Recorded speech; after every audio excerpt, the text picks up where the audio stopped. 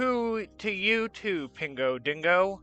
How are you doing? It is me. Hello. My camera's a little bit messed up. Let me fix that. Ta-da! Alright, we're here. We're back at the old place. We haven't streamed here in a little while. I got water with me. I made sure to get water. It's a Sky Zone water bottle. We're not sponsored, but we have a Sky Zone water bottle filled with water, so we'll be fine to do voices. We have Doki-doki Literature Club Plus. I'm really excited to just do this.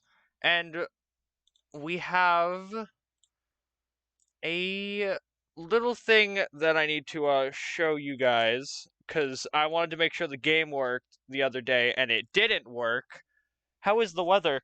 It's not super hot anymore. The freaking heat wave finally broke, but now it's just been overcast and rainy. Anyways, I don't know if you guys can see this, but this is what shows up now whenever I boot up the game. It just boots up to this.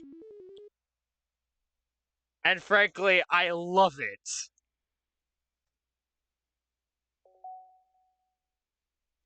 You can even change the background picture using different pictures that you unlock by doing different things in-game.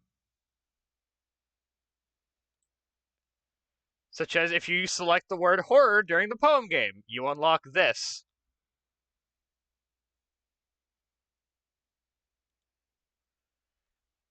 So, anyways, without further ado, let's continue playing Wooloo.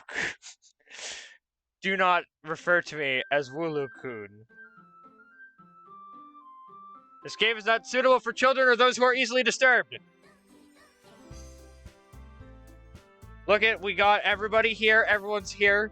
We got Sayori, Trash Bag, Natsuki, Best Girl. And we have several saves from July 2nd. So basically, off stream, I decided to go and get the perfect poems because they were taking a really long time to nail. Because I didn't feel like using a walkthrough to try to do it. So I spent a really long time making these. As you can see, I got them really quickly once I figured out all the words. But this is the first one I got, and it was at 2:35. Then I got this one, which took 8. It's July 4th today. It is! Happy 4th of July. Happy America Day.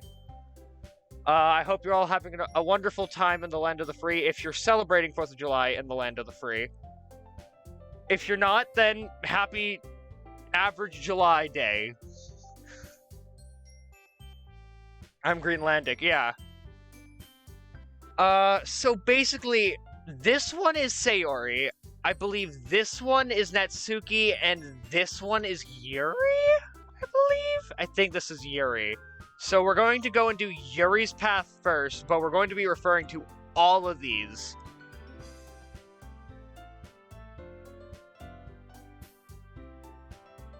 So, it's just a normal day. Indeed it is. I celebrated the 4th of July yesterday. Hint, you can use skip button to fast forward through text you've already read. Hi again, Wooloo. Glad to see you didn't run away on us. Ha ha ha ha. Nah, don't worry. This might be a little strange for me, but I at least keep my word. Well, I'm back at the literature club. I was the last to come in, so everyone else is already hanging out. Thank you for keeping your promise, Wooloo. I hope this isn't too overwhelming of a commitment for you. Making you dive headfirst into literature when you're not accustomed to it. Well, come on, like he deserves any slack. Sayori told me you didn't even want to join any clubs this year, and last year too. I don't know if you just plan to come here and hang out or what, but if you don't take it seriously, then you won't see the end of it. Natsuki, you certainly have a big mouth for someone who keeps her manga collection in the club room. Natsuki finds herself stuck between saying Monica and manga. Manga! Wooloo senpai. No!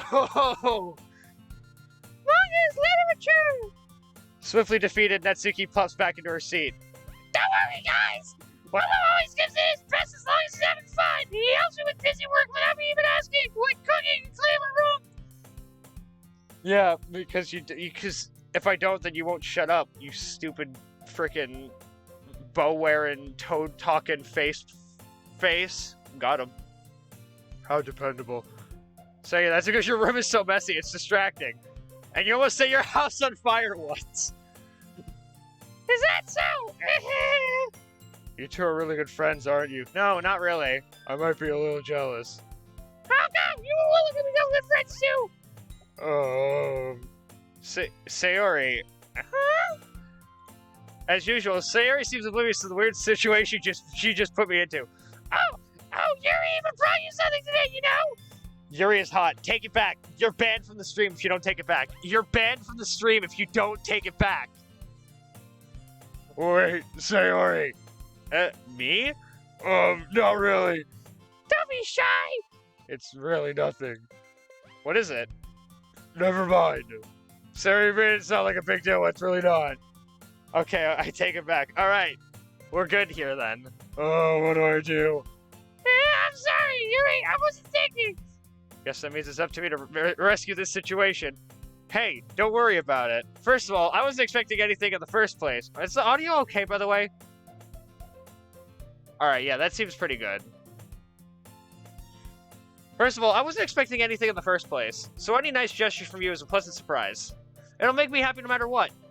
Is that so? No, I'm completely lying, just to make you feel better. Yeah, I won't make it a big deal if you don't want to be. She is horny or something. I mean, the entirety of the MC and like the entirety of the main character in this game is literally just, I'm gonna lie to these girls to make it seem like I'm interested in the shit that that I'm not interested in.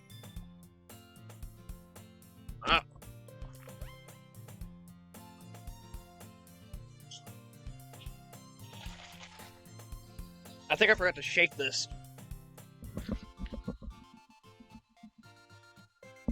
I made a whirlpool instead of my water bottle. I don't know if you guys can see that. Very, very nice looking. Yeah, I won't make a big deal of it. I won't make a big deal of it if you don't want it to be. Or maybe I will. Alright. Well, here. He reaches into her bag and pulls out a book. I didn't want you to feel left out, so I picked out a book that I thought you might enjoy. It's The Magic Treehouse, Monkeys at Midnight. It's a very dramatic tale. I remember that one time when Max pulled out a knife and killed someone. It was very crazy. That's every anime girl character. It's a short read, so it should keep your attention because you don't pay attention. Even if you don't usually read. And we could, discuss it, if you wanted, at my place, without our clothes on. How is this girl accidentally being so awful? She even picked out a book that she thinks I'll like, despite me not reading much. Yuri! Thank you! I'll definitely read this. Guys, check out this book that I got! I enthusiastically take the book. Ew. Well, you can read it at your own pace. I don't know, maybe you read one word per day. You seem like that kind of person. I look forward to hearing what you think. Now that everyone's settled in, I expected Monica to kick off some scheduled activities in the club, but that doesn't seem to be the case. Sayori and Monica are having a cheery conversation in the corner. Yuri's face is already buried in a book. I can't help but notice her intense expression, like she was waiting for this chance. Meanwhile, Natsuki is rummaging around in the closet. I thought it was just gonna freeze and just stop. Imagine she has corpse voice. I don't know if I can do a corpse voice. Hello. Yes, hello, I'm Yuri. Is that close? I don't know. What does corpse sound like? Hold on. What does corpse sound like?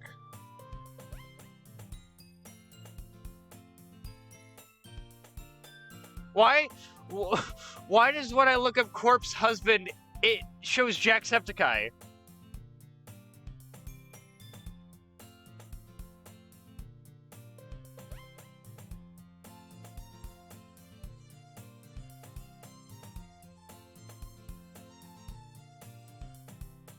Hold on.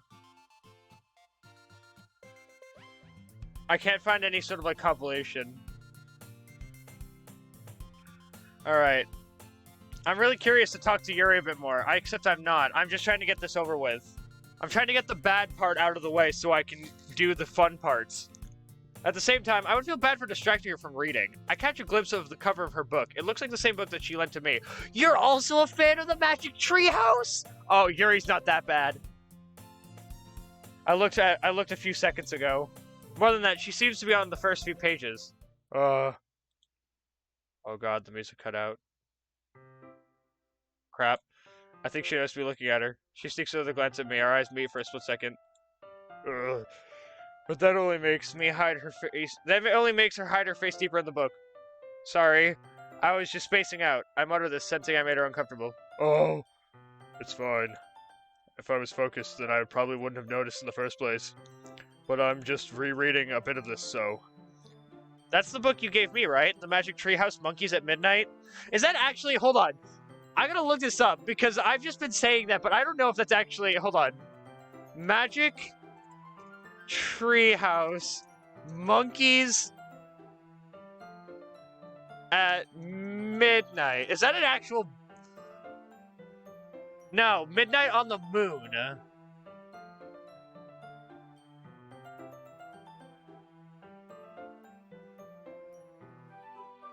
Oh my god, but it's actually the number 8th one. That's weird. I was right about the time and the actual, like, which book it was. Number 8, Midnight on the Moon. I kept saying Magic Treehouse Monkeys at Midnight, the 8th book. That's weird. Alright. So, it's Midnight on the Moon. No, actually, no. Monkeys at Midnight, so we don't get sued. But it'll still be the 8th one. I wanted to reread some of it. Not for any particular reason. Just curious, how come you have 2 copies of the same book? Well, when I stopped at the bookstore yesterday, that's not what I meant. I mean, I just happened to buy 2 of them.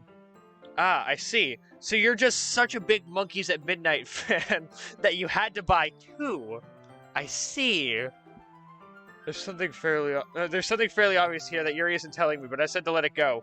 No, I decided to keep pushing. I decided to keep pushing Yuri, trying to make her as uncomfortable as possible. I'll definitely start reading it soon. Oh, I'm glad to hear. Once it starts to pick up, you might have a hard time putting it down. I had a hard time putting it down because there's time travel involved, and so every single time I tried to put it down, I'd time travel back and have to read it again. It's very engaging and relatable story. It's a very relatable story about 2 kids climbing in a treehouse and teleporting to the fucking moon. What's it about? Well, Yuri closes the book and scans her eyes over the back. The book is titled Monkeys at Midnight, The Magic Treehouse 8. There's an ominous-looking monkey symbol on the front cover. Alright. I just wanted to make sure I don't accidentally give away anything. Basically, it's about this girl in elementary school who plays with this boy Max instead of a treehouse. I think they're brother and sister. Are they brother and sister? I don't remember.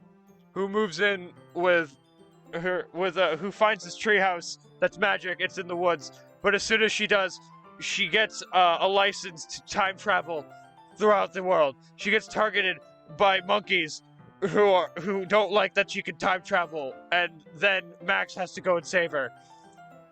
No matter what she does, she ends up destroying most of her relationships with the monkeys, and her life starts to fall apart because she loves the monkeys. That's kind of dark, isn't it? You made it sound like it was going to be a nice story, so that dark turn came from nowhere. Yuri gently giggles all of a sudden. Are you not a fan of that sort of thing, Wooloo? No, it's not that. I mean, I can definitely enjoy those kinds of stories, so don't worry. I hope so. Yeah, I totally forgot that Yuri is into those things. She's so shy and reclusive on the outside, but her mind seems to be completely different. She really likes monkeys. It's just that those kinds of stories, they challenge you to look at life from a strange new perspective. When horrible things, not just because someone wants to be evil, but because they really love monkeys. And because they have their own goals and their own philosophy that they believe in. If I make a highlights for this stream, I'm going to call it Monkeys at Midnight. Then suddenly, When you thought you related to the protagonist, they made it out to be the naive one for letting their one-sided morals interfere with the villain's plans. Goddamn monkeys. I'm gonna send you a video from Corpse. You can't send it in chat. I won't be able to see the link. I don't think.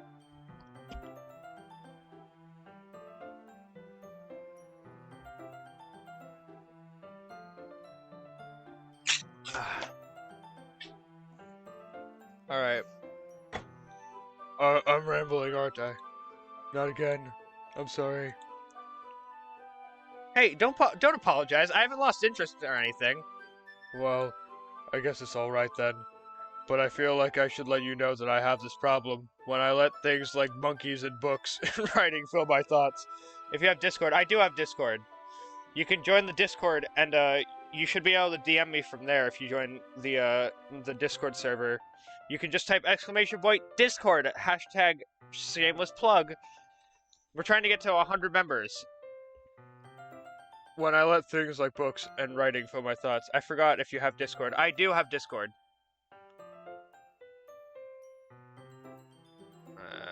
Wait, I gotta check something. Hey, we haven't lost any frames. Alright. When I let things like books and writing fill my thoughts, I kind of forget to pay attention to other people, so I'm sorry if I end up saying something strange. Please stop me if I start talking too much. I really don't think you need to worry. That just means you're passionate about reading and monkeys. It's the least I can do is to listen. Oh. Sometimes when I'm at my house, I like to pretend that I'm a monkey. I like to imagine, I like to self-insert as one of the monkeys. I actually have an OC. Their name is Carl. They're a monkey, and I have a fan fiction where Carl and Max get together. It's very, very steamy. That's true. In fact, I might as well get started reading it, right? You don't have to. What are you saying? I don't want you reading that one. That one has my monkey fanfiction written in it. Just a moment ago, you said you were looking forward to it. Let me just get the book. I quickly retrieved the book that I had, but I put it in my bag. Alright, it's fine if I sit here, right? I slip into the seat next to Yuri's. Yeah. Are you sure? You seem a little apprehensive. I'm sorry, monkey. I mean, Wooloo. It's not that I don't want you to. It's just that you remind me so much of Monkey. And I just can't. Oh no.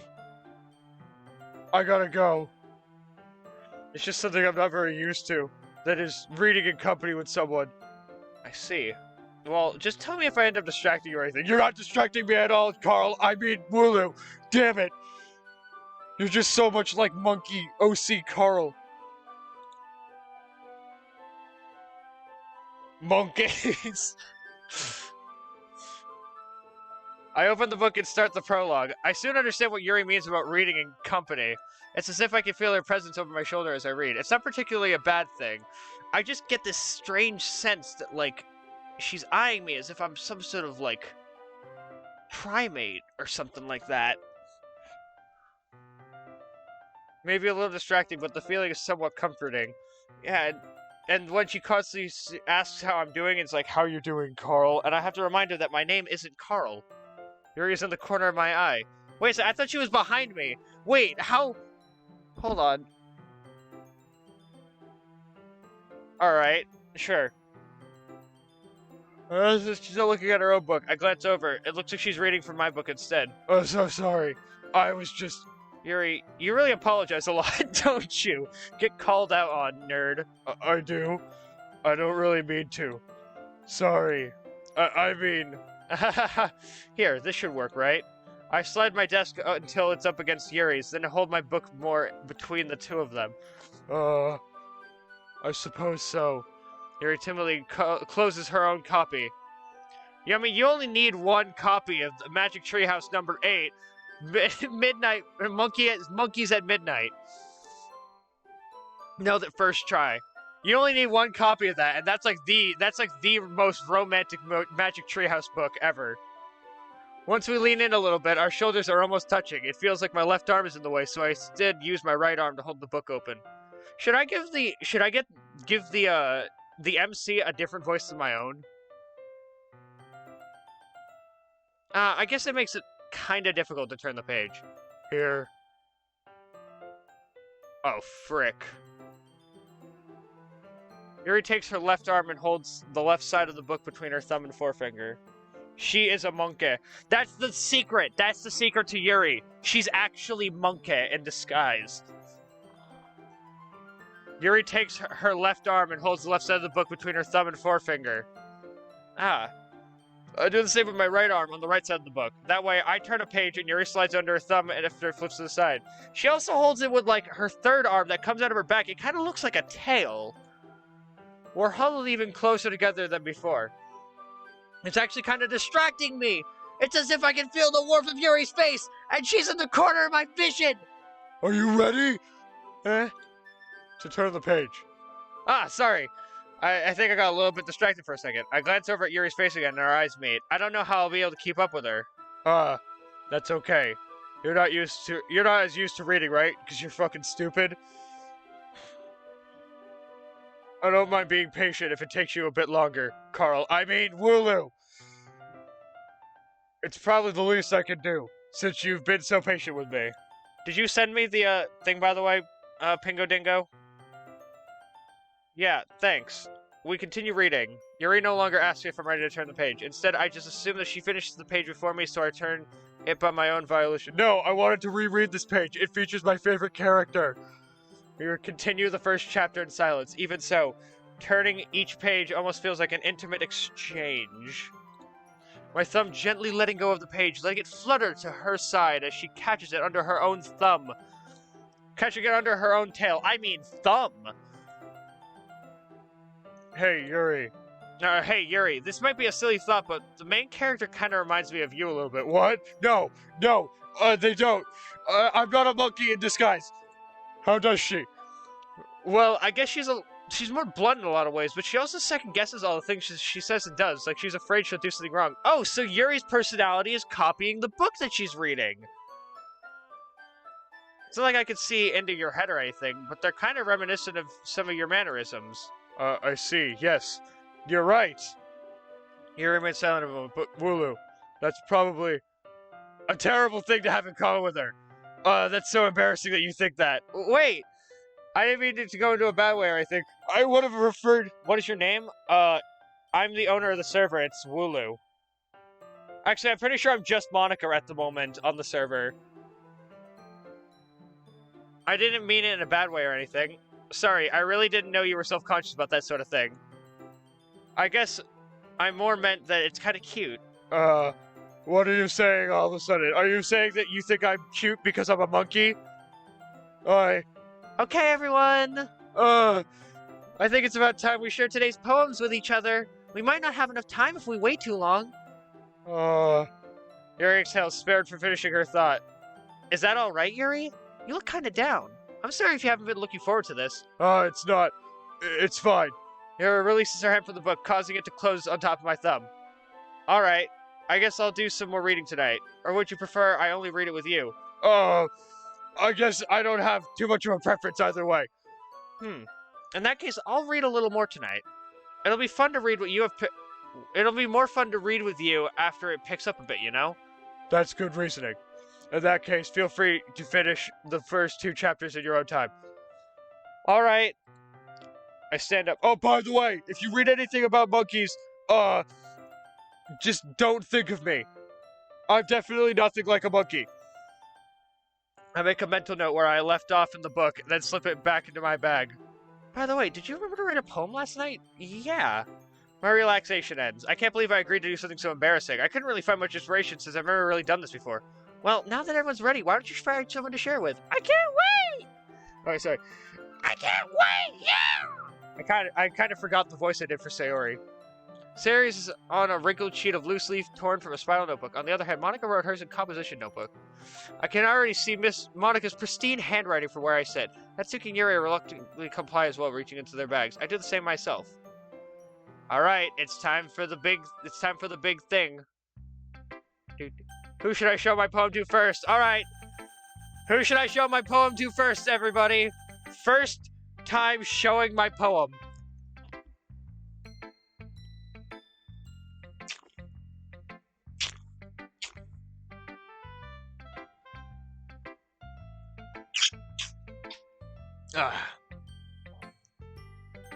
Alright.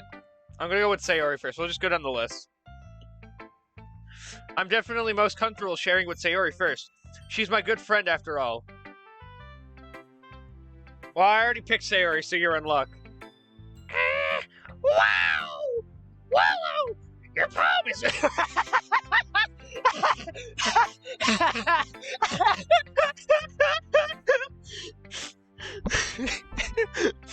poem is really bad! Yo, Bizzaloo, thanks for the nothing! It's fine, it's fine. It's your first time, besides. I'm really happy that you just were one. It just reminds me of how you're really part of the club now. Not to mention the fact that I'm standing in front of you in the club room. Well, of course, I'm not really into it yet, but that doesn't mean I'll break my promise. See? It's like I said before, Wooloo. Deep down, you're not selfish at all, you know? Trying new things like this for other people, that's something only really good people do. Thanks, Sayori. I'm not sure if Sayori sees the full picture of my motive here. Then again, I can't deny that she's part of the reason I joined, knowing how much this means to her and all. Yeah, and I'm gonna make sure you have tons of fun here, okay? Whoopee! Monkeys at midnight and losing my voice. Doki-doki Literature Club funny moments. That will be my way of thanking you. Alright, I'm gonna hold you to that then. Yay! Now you'll read my poem too, right? Don't worry, I'm really bad at this. We'll see about that. Dear sunshine, the way you glow through my blinds in the morning, it makes me feel like you missed me. Kissing my forehead to help me out of bed, making me rub the sleepy from my eyes. Are you asking me to come out and play? Are you trusting me to wish away a rainy day? I look above, the sky is blue. It's a secret, but I trust you too. If it wasn't for you, I could sleep forever. But I'm not mad. I want breakfast. Yeah! Sayori, this is just a guess, but did you wait until morning to write this? No, just a little bit. I'm trying to find you. Did you join the Discord server? I probably offline. I'm pretty sure I signed out of Discord. My username should literally just be Toad. You're trying to find you, Toad? Alright. If you're in the Discord server, my username... in fact, I probably have... You could probably check the stream announcements to see my name. Because I just messaged there for today's stream. Just a little bit. Oh, God. Ugh. My throat is already dying, Sayori.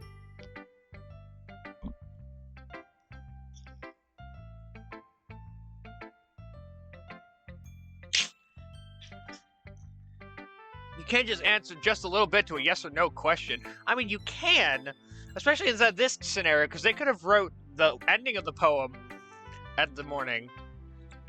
I forgot to do it last night. Well, at least it makes me feel better about my... Oh, sorry. Well, at least it makes you feel better about myself. Don't be mean. I still tried my best. Yeah. I didn't mean to say that it was a bad poem. It came out nice, or how should I put it? Sounds just like you. Really? Yeah, especially that last line. I made eggs and toast. Even though you were late to school? It's bad to skip breakfast, dumbass. I get all cranky. Well, I guess there's no point arguing. Anyway, thanks for showing me. This is so much fun. Monica's the best. Yeah. I totally agree with you, Sayori. Sayori, you're now the second place behind Monica. But next time I will be it, and I'm gonna write the best poem ever. Well, I guess I look forward to it.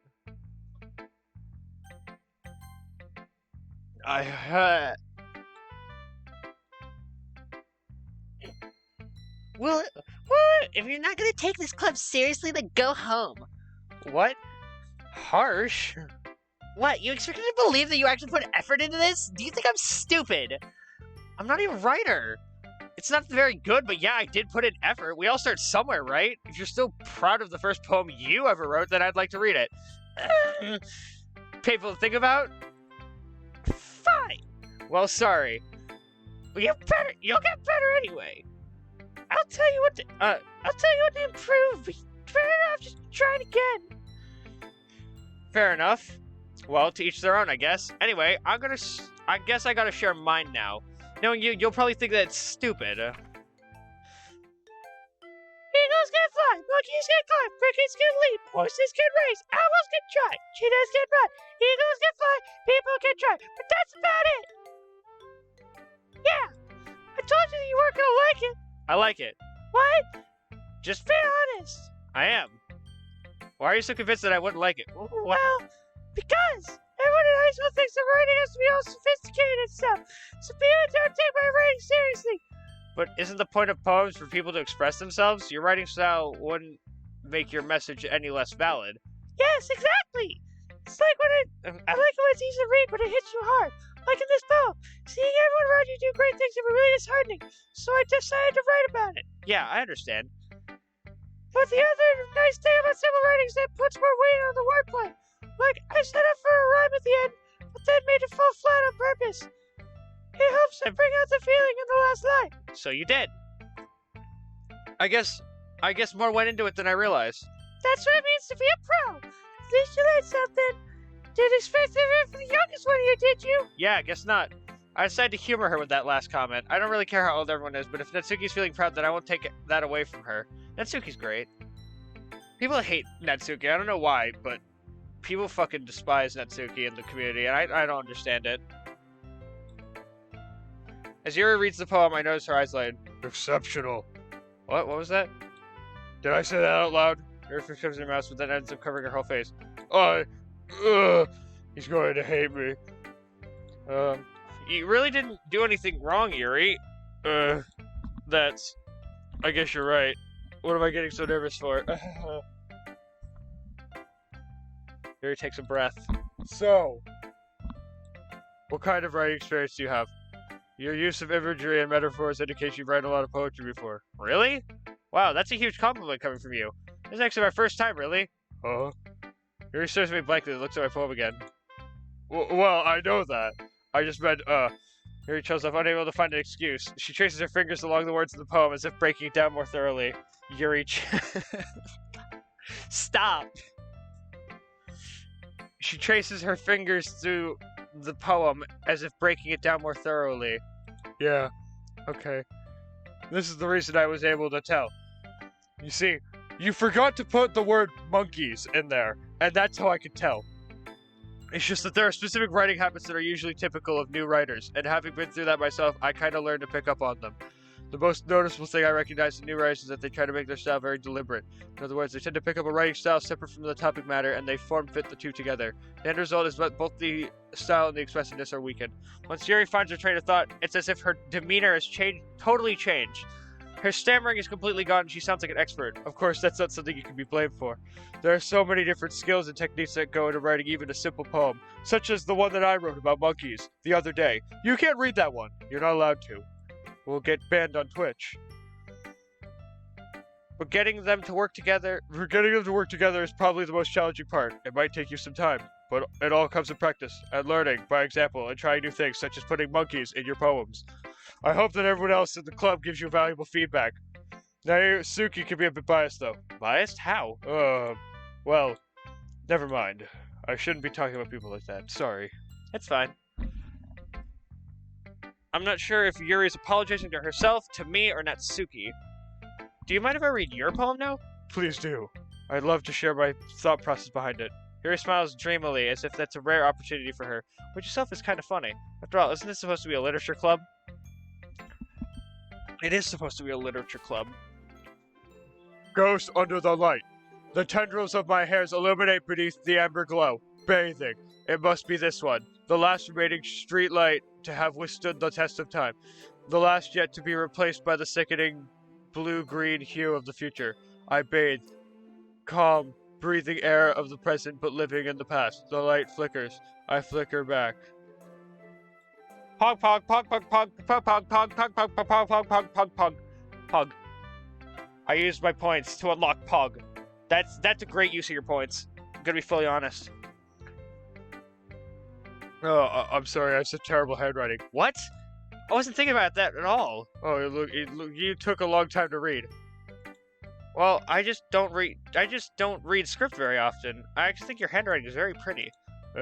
That's a relief. Also, I like the poem. Even though it was short, it was really descriptive. It wasn't too short. I usually write longer poems. Not at all. I'm really glad you like it. I'll be honest, since it's our first time sharing, I wanted to write something a little more mild. Something easy to digest, I suppose. Are you into ghost, Jerry? Actually, the story isn't about a ghost at all, Wooloo. It's about a monkey! How did you not notice this? I thought you were my boyfriend! Be my boyfriend! Well, I suppose you did only glance over it after all. But remember that poets often express their own thoughts, feelings, and experiences in their work. They usually do more than tell a simple story or paint a picture. In this case, perhaps the subject of the poem is only being symbolically compared to a ghost, lingering in her last remaining place of comfort, unable to let go of the past, and soon to be left with nothing. That's a lot more solemn, putting it that way. I hadn't even thought of... Oh, it's a lot more solemn, putting it that way. I hadn't even thought of that. That's impressive. It's nothing, really. The boobies, no! Don't fall for it, it's a trap! It's a trap! Yours is impressive too, so... Nah. Oh, wait, hold on, wait, what? Who said that? Hold on, I gotta check now. It's nothing, really. Yours is impressive too, so... Nah. If anything, I can probably learn a thing or two from you. You think so? Yeah, of course. No, guys, I'm lying. Don't listen to what I say. I'm lying. I don't like Yuri, but I need her to think that I like her for the good ending. Don't tell Yuri that I think she's a bitch. You know, I was really nervous about doing all this, but in the end, I enjoyed it. I'm going to keep doing my best for you, Wooloo. Ah, me too. Who should I show my poem to next? Oh, God, I can't decide. I can't decide. Who do I choose? There's so many choices. I'm gonna pick with Monica. Hi, Wooloo. Having a good time so far? Yeah. Good. Glad to hear it. By the way, since you're new and everything, if you ever have any suggestions for the club, like new activities or things we can do better, I'm always listening. We need more Monica in the club. I think personally, we need more Monica. Don't be afraid to bring things up, okay? All right, I'll keep that in mind. Of course, I'll be afraid to bring things up. I'm much better off just going with the flow until I'm more settled in. Anyway, want to share your poem with me? It's kind of embarrassing, but I guess I have to. Don't worry, Wooloo. We're all a little embarrassed today, you know? It's that sort of barrier that we all have to learn to get past soon. I guess that's true. I hand Monica my poem. Mm-hmm. Great job, Wooloo. I was going, oh, in my head while reading this. It's really metaphorical. I'm not sure why, but I didn't expect you to go for something so deep. I guess I underestimated you. It's easiest for me to keep everyone's expectations low. That way, it always counts that I put in some effort. That's not very fair. Well, I guess it worked anyway. You know that Yuri likes this kind of writing, right? Writing that's full of imagery and symbolism. Unlike Sayori, who likes using simple, direct words to describe happiness and sadness. Yuri likes it when readers are left to derive their own meaning out of it. It's very challenging to write like that effectively. Both allowing people to get something out of it just by feel, or letting them deeply analyze all of the nuances. It can take years of practice, which I'm assuming Yuri has at this point. I never really asked, though. Oh, I never really asked. Okay. I'm sure I'm nowhere near her level yet. Don't worry so much about that. You do your own thing. Just keep exploring and learn by trying new things. I'm sure I'll end up trying different things a lot. It could take a while before I feel comfortable doing this. That's okay. You don't have a long while to practice this. The game ends in 3 days. Wait, what? Nothing. I'd love to see you try new things. That's the best way to find the kind of style that suits you. Everyone else might be a little bit biased towards their own kinds of styles, but I'll always help you find what suits you the most. So don't force yourself to write the way everyone else wants you to write. It's not like you have to worry about impressing them or anything. Anyway, do you want to read my poem now? Don't worry, I'm not very good. You sound pretty confident for someone who claims to not be very good. Well, that's because I have to sound confident. Doesn't mean I always have to feel that way, you know? I see. Well, let's read it then. Alright. Hole in the wall. It couldn't have been me. See the direction the spackle protrudes? A noisy neighbor? An angry boyfriend? I'll never know. I wasn't home. I peer inside for a clue. No, I can't see! I reel, blind, like a film left out in the sun, but it's too late. My retinas are already scorched with a permanent copy of the meaningless image. It's just a little hole. It wasn't too bright. It was too deep. stretching forever into everything, a whole of infinite choices. I realize now that I wasn't looking in, I was looking out, and he on the other side was looking in. So, what do you think? It's very freeform, if that's what you call it. Sorry, I'm not the right person to ask for feedback. It's okay. Yeah, that kind of style's gotten pretty popular nowadays. That is, a lot of poems have been putting emphasis on the timing between words and lines. When performed out loud, it can be really powerful. What's the inspiration behind this one? Well, I'm not sure if I know how to put it. I guess you could say I had some kind of epiphany recently. It's been influencing my poems a bit. An epiphany? Yeah, something like that. I'm kind of nervous to talk about deep stuff like that because it's kind of coming on strongly. Maybe after everyone is better friends with each other. Anyway, here's Monica's writing tip of the day. Sometimes when you're writing a poem or a story, your brain gets too fixated on a specific point. If you try so hard to make it perfect, then you'll never make any progress. Just force yourself to get something down on the paper and tidy it up later. Another way to think about it is this. If you ever keep your pen in the same spot for too long, you'll just get a big dark puddle of ink. So move your hand and go with the flow. That's my advice for today. Thanks for listening. I like that they made a reference to like, I'm pretty sure that's what they were going for. It's just Monica's, like, epiphany. She's, like, realizing that this entire thing is a video game.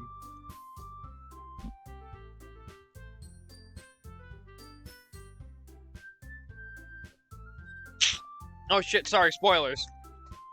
Monica's self-aware. But I mean, I kind of figured that if you're watching this stream, you might have already known that.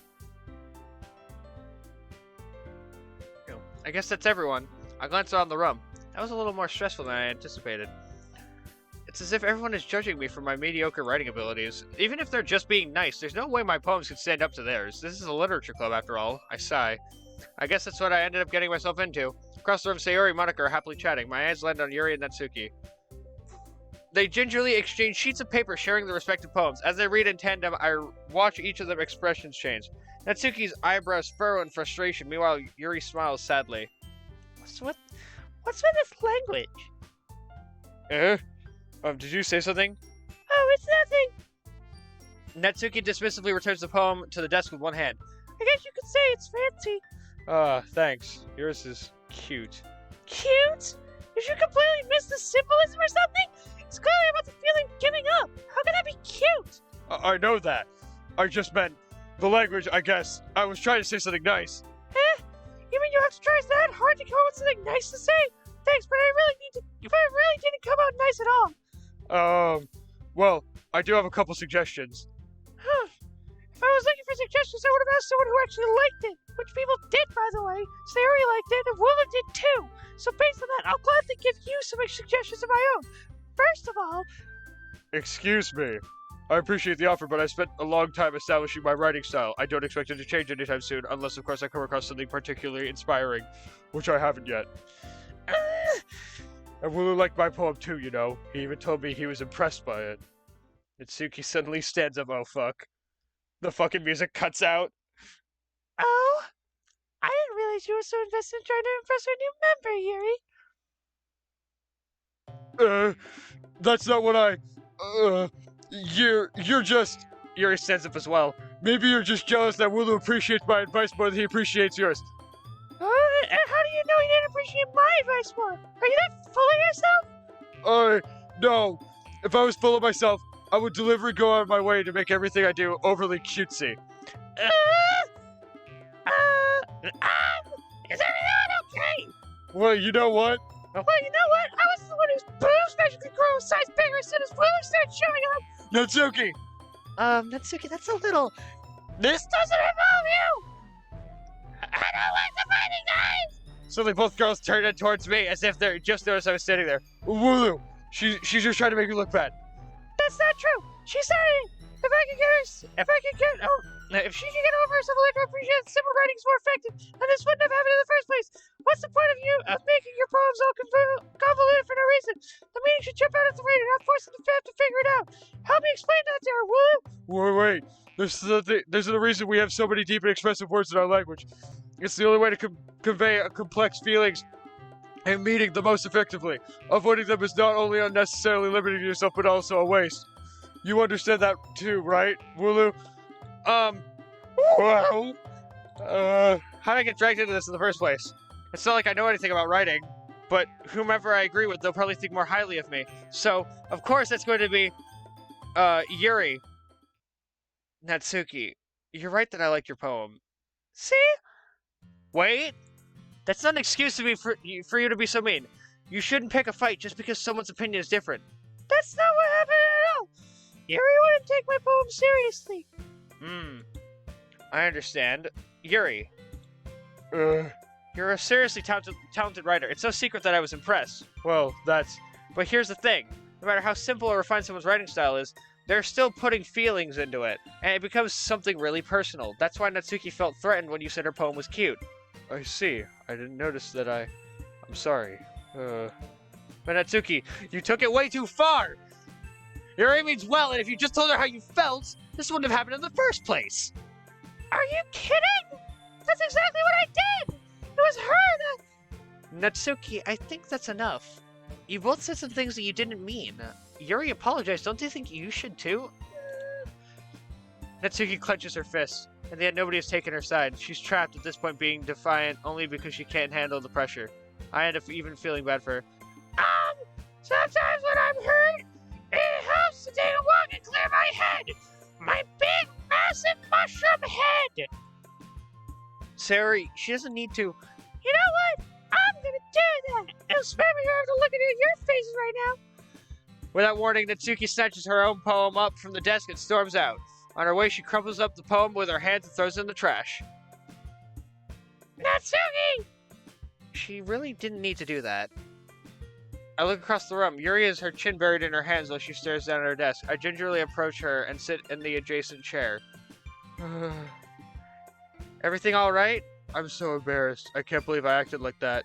You probably hate me now. No, Yuri! How can anyone not have gotten frustrated after being treated like that? You handle it as well as anyone could. I don't think any less of you. Well, alright, I believe you. Thanks, Wooloo, you're too kind. I'm thankful to have you part of this club now. It's nothing. Dude, my throat is already fucking killing me. One more thing. The one thing that Natsuki said about, I would never do anything so shameful. So, no, you would. You totally would. Eh? What thing did Natsuki say? Well, never mind that. I'm going to make some tea. Good idea. Make enough for more than one person, okay? Yeah. Okay, everyone. It's just about time for us to leave. How'd you all feel about sharing your poems? It was a lot of fun! Well, I'd say it was worth it. It was alright. Well, mostly. Well, how about you? Yeah, I'd say the same. It was a neat thing to talk about. It was a neat thing to talk about with everyone. Awesome. In that case, we'll do the same thing tomorrow. And maybe you learn something from your friends, too. So your poems will turn out even better. I think to myself, I did learn a little more about the kinds of poems everyone likes. With any luck, that means I can do a better job impressing those who I want to impress. I nod to myself with newfound determination. Woo! Ready to walk home? Sure, let's go. Sayori beams at me. It truly has been a while since Sayori and I have spent this much time together. I can't really say I'm not enjoying it either. So then we just stared at each other, and then all of a sudden, wow! Whoa! That was weird. We just walked home. Sayori, about what happened earlier. Hey, what do you mean? Between Yuri and Natsuki, does that kind of thing happen often? No. That's the first time I've seen them fight like that. I promise they're both wonderful people. Oh.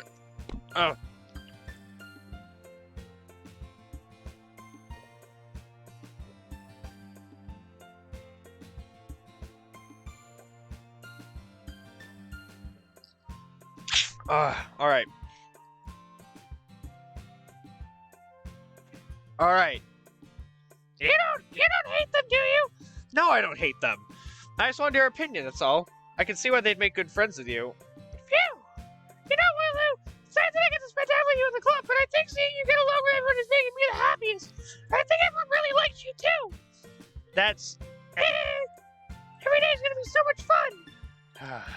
Looks like Sayori still hasn't caught on to the kind of situation I'm in. Sure, being friends with everyone is nice, but does it really need to stop there? We'll just have to see what the future holds, Sayori. I pat Sayori on the shoulder. I said that more to myself than to her, but it's easy to use Sayori as an internal monologue sometimes. Okay! Yeah, let's do this!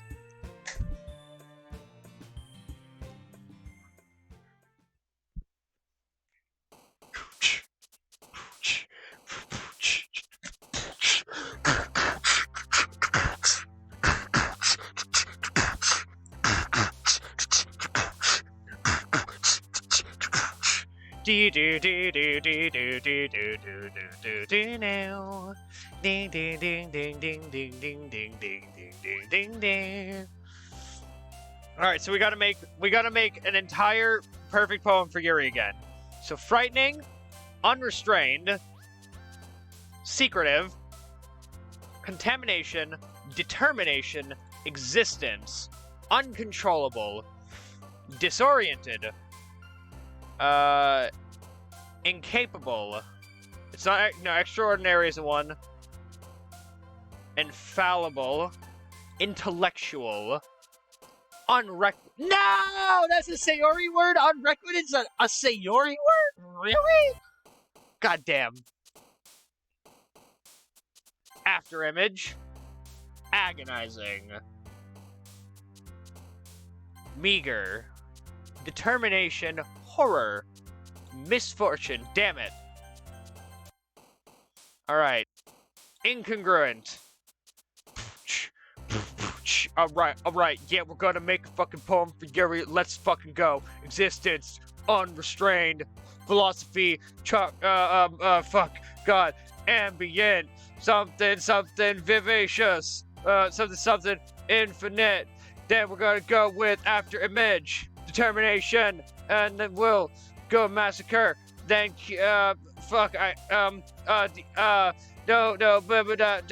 judgment. Then we're gonna go with this one. I don't know how to say that word because I'm not very good at reading stuff. Covet, and then we're gonna click on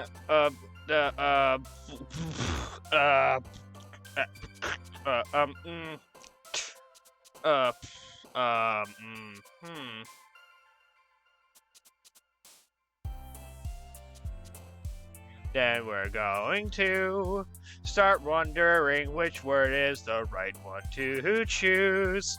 Failing over and over again, I cannot do anything but keep on trying till I get through. Then we're gonna make another one for Yuri. Gonna pick intellectual. Then we're gonna go with uncontrollable. Determination. Then we're gonna move over to is it no? Okay, yes. Okay. Woo. Then we'll go with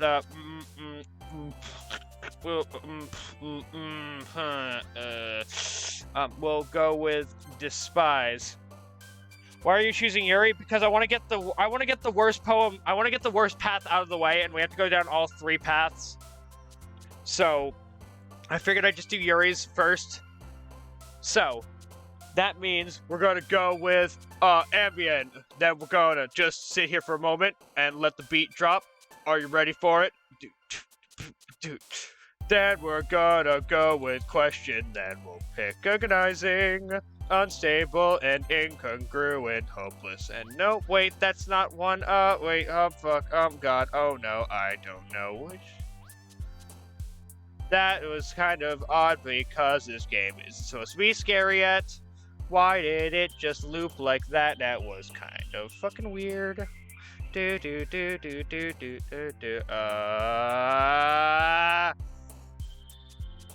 don't think it's hopeless. I don't think it's hopeless. Oh my god, I don't know.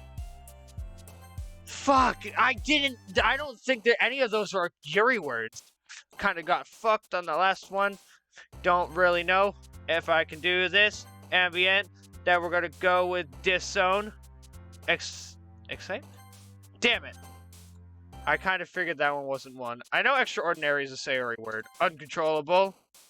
Then we'll go with bliss? No.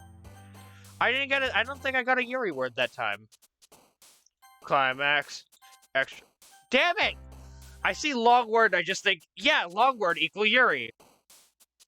Disoriented. Contamination. Then, is tragedy? Fuck. Alright. Vertigo. Massacre. Then we'll go with agonizing. On record. What? Fucking hell. Entropy. God,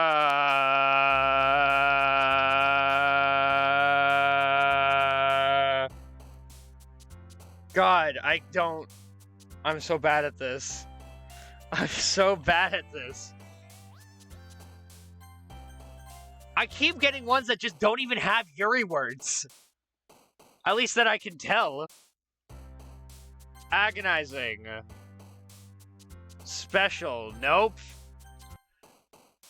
Frightening. Pleasure. Unrestrained. Starscape. Melancholy. Massacre. Anxiety.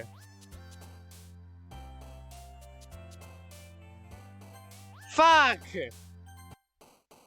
Incongruent. Alright. I think the song before was working. Eternity.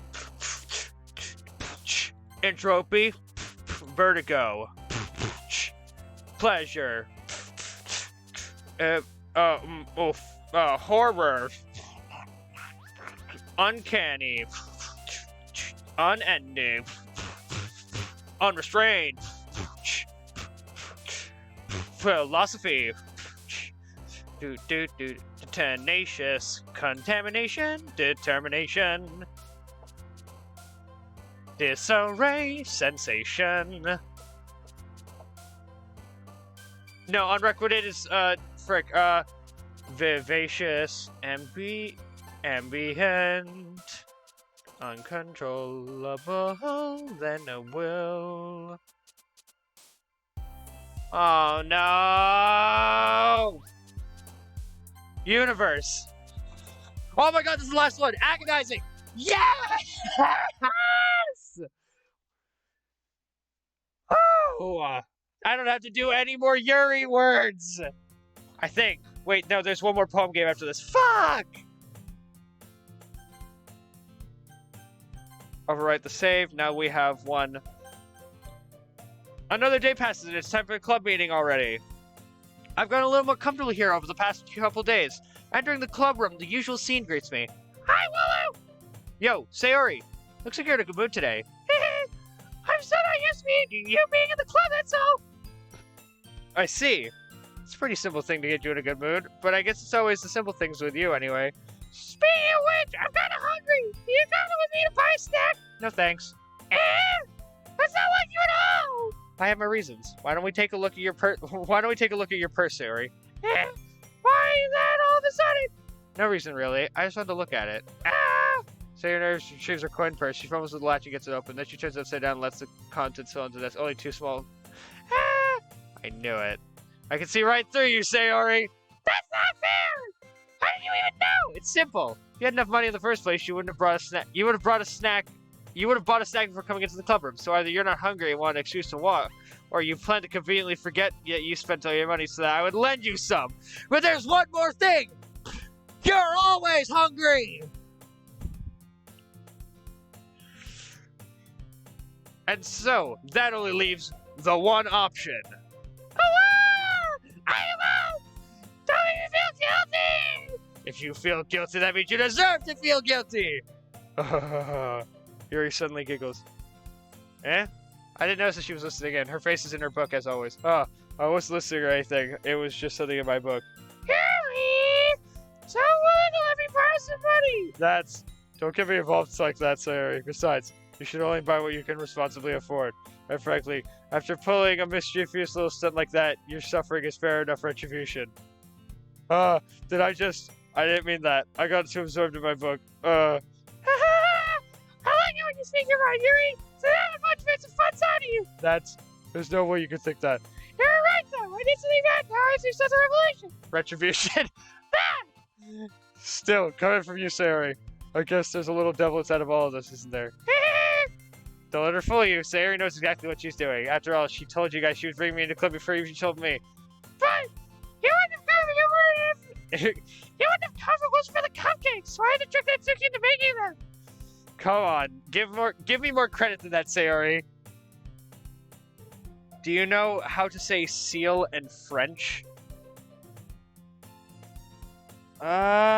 Seal.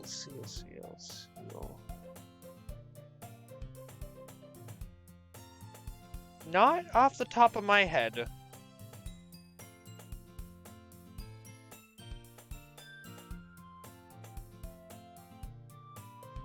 Fuck, I get it. I get it now. Okay, I was...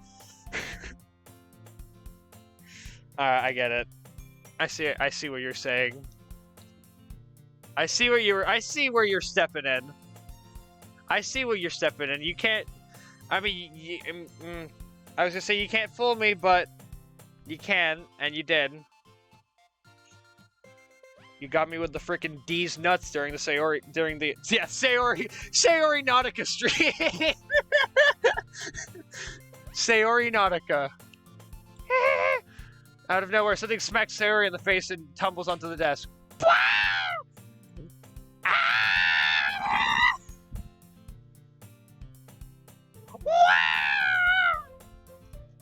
What was a cookie? Sure enough, a giant cookie wrapped in plastic. Sayori glances around. Is it a miracle? It's because I favor restitution. Retribution. Actually, that one almost worked. I was just gonna give it to you, but then I heard you fly with the cupcakes. I was totally worth seeing your reaction though. That's Natsuki! That's so nice of you. I'm so happy. Sayori hugs the cookie. I mean, it's fuck. Yeah, no, I understand, but like you said, what the fuck? And now I get it. Now I understand. I understand perfectly. Sayori hugs the cookie. Jeez, just eat it. Sayori rapidly tears open the wrapper and takes a big bite. So good. Sayori clasps her hands over her mouth. I bit my tongue.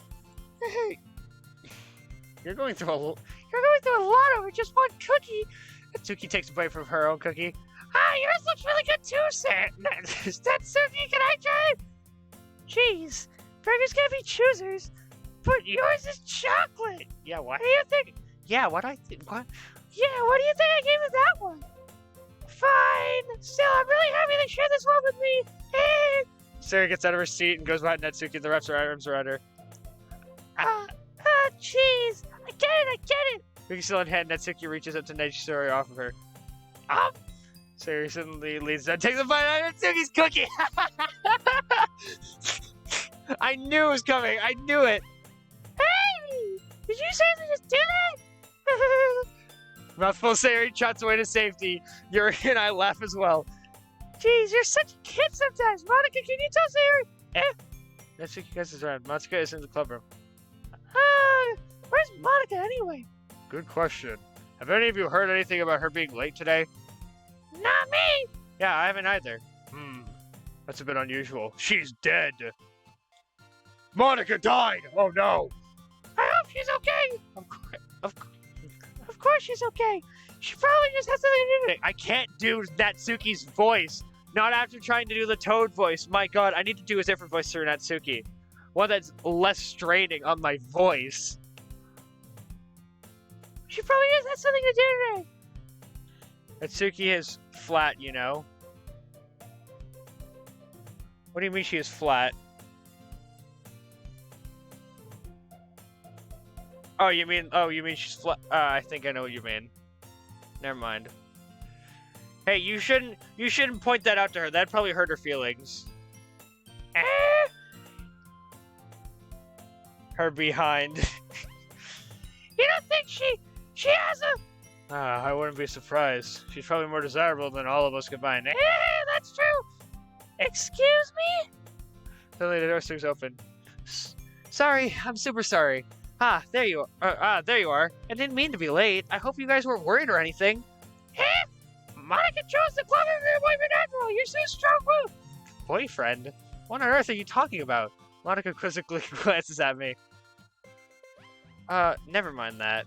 What held you up anyway? Well, my last period today was study hall. To be honest, I just kind of lost track of time. That makes no sense though. You would have heard the bell ring at least. I must not have heard it since I was practicing piano. Piano? I wasn't aware you played music as well, Monica. I don't really.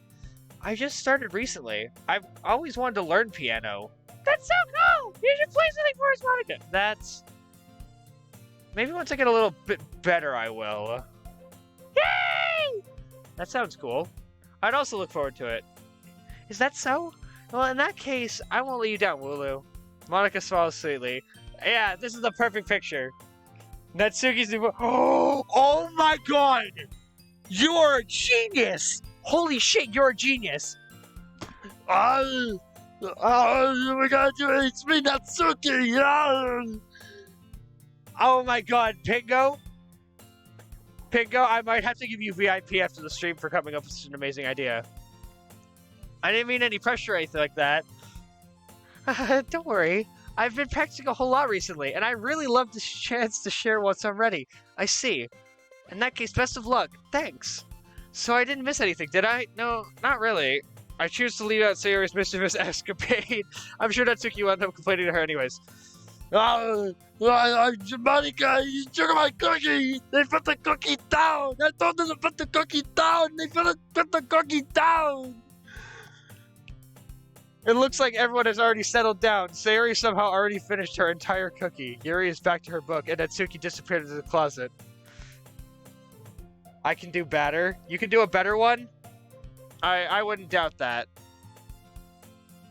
But I'm gonna try my best. Also, my throat is kind of, like, my voice is starting to disappear. Actually, I'll be right back because my water bottle's empty, and I need to take care of something anyways. So, you guys can just enjoy the music.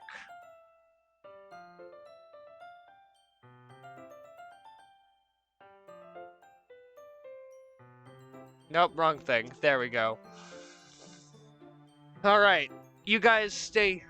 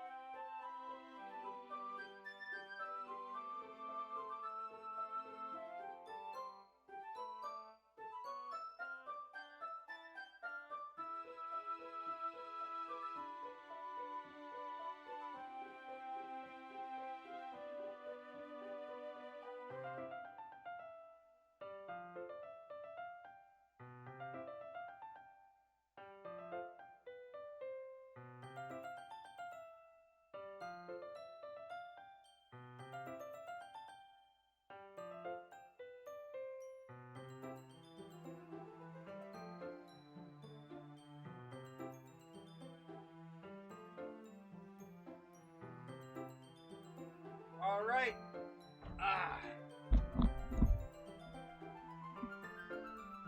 Sorry about that. I'm back.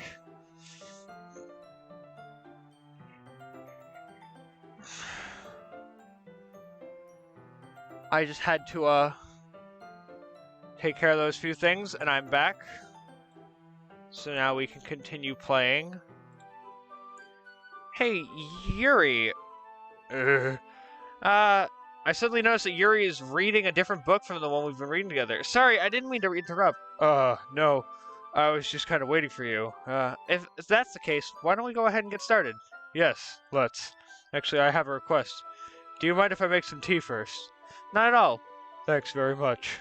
There's one thing I can make my reading time any better, it's a nice cup of tea. Not to mention for yourself as well. I was watching TikTok. Watching TikTok or watching TikToks? Like, were you just watching the entirety of TikTok?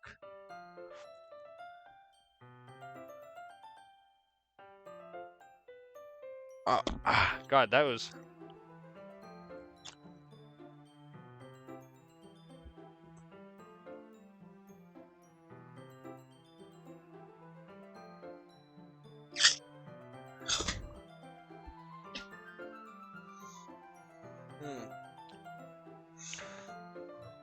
Oh, I thought you were some, like, hacker matrix that was, like, watching over the entirety of the TikTok HQ. Yuri stands up and makes her way to the closet. I follow and watch as she retrieves a small water pitcher from the shelf, the kind with a filter inside. Can you hold this for a second? Sure. Yuri hands her the water pitcher and also fetches an electric kettle. I'm going to plug this in at the teacher's desk and we'll go get some water. She walks past me and sets the kettle down on the teacher's desk. I simply watch her movements. To my surprise, the way she moves really contrasts her speaking mannerisms. Especially because of her long legs, Yuri's appears elegant and methodical. Okay, may I have the water pitcher? Thanks, I'll be right back. I might as well walk with you. Yeah, why not? Shall we go then? Yeah. Where are you two off to? We're just... Yuri is going to make some tea, so I suddenly realized how weird it sounds to explain this to Monica. We're just filling the water pitcher. Okay. Sorry, I was just a bit curious. That's kind of a one-person job, isn't it? That's... Monica, please mind your own business for once. Or do you want to tell me there's something wrong with helping involve Lulu in our club activities? My mouth gapes. How dare you? Yeah, Monica, you fucking turn your back to her. I suppose there's nothing wrong with that. Then let's go, Wooloo. Yuri quickly exits the room and I follow. Here we are, walking out of the hall. Once in the hallway, she suddenly puts her forehead against the wall. I spoke without thinking. How could I say something like that? Yuri, I just... Something about the way she said that. It made me feel so irritated. What's wrong with me? No, Yuri, I think you did the right thing. I wasn't expecting it, but it's also not right for Monica to judge people like that. Wooloo, how come even when I do something bad, you're being nice to me? Because nothing you do is as bad as you make it seem in your head. Nobody's perfect. We all... Sorry. I died a little inside by being nice to Yuri. We have emotions, and we can't always hide them away. But you always amplify things in your head. Your mind turns the light rain shower into a hurricane. I'm drinking 2.5 liter water. Oh, damn. You're super hydrated. No. Wouldn't you hate me for something as terrible as that? Why would I hate you? I can't hate someone for having emotions. I can hate someone for having emotions. What kind of friend would do that? Friend, you say? Yeah, get friend zoned. Wooloo, I really like being friends with you. Yeah, we'll just that's how we'll stick together. That's how we'll stay, bud. We'll stay as friends. Friends. And just friends. And just friends. And just friends. And just friends. And just friends. Just friends. And just friends. And just friends. Just friends. And just friends. Just friends. Just friends. Just Monica. Just friends. Thanks, Yuri. I like being friends with you too. I feel kind of awkward saying something like that, but I'm doing my best to help Yuri feel better. Anyway, Ah, yeah. Shall we go? Yeah. Don't friend zone her. I'm going to friend zone her. Yuri and I walk to the nearest water fountain. Once we fill up the water pitcher, we return to the classroom. Wulu, do you like oolong tea? Is it like Oogway from Kung Fu Panda? Yes, it's like Oogway, except I turned him long. Oh, so he's a monkey. I like monkeys. Did you not pick this up? I'm a really big fan of monkeys. Monica doesn't like monkeys, and that's why I don't like Monica. Well, that's not very nice of you to say, Yuri. Oh, very well. Sets the temperature on the kettle to 200 degrees. Now it's time to get the teapot. You really do this properly, don't you? Of course. I shouldn't do any less when I'm making tea for others. Even if I'm not an expert on tea or anything? In that case, you'll only be more impressed. Ah, perhaps I will. Perhaps I won't. Yuri fetches the teapot and begins measuring the tea leaves. To my surprise, she even starts humming a little to herself. You must be in a good mood now. Is that so? I was letting it show.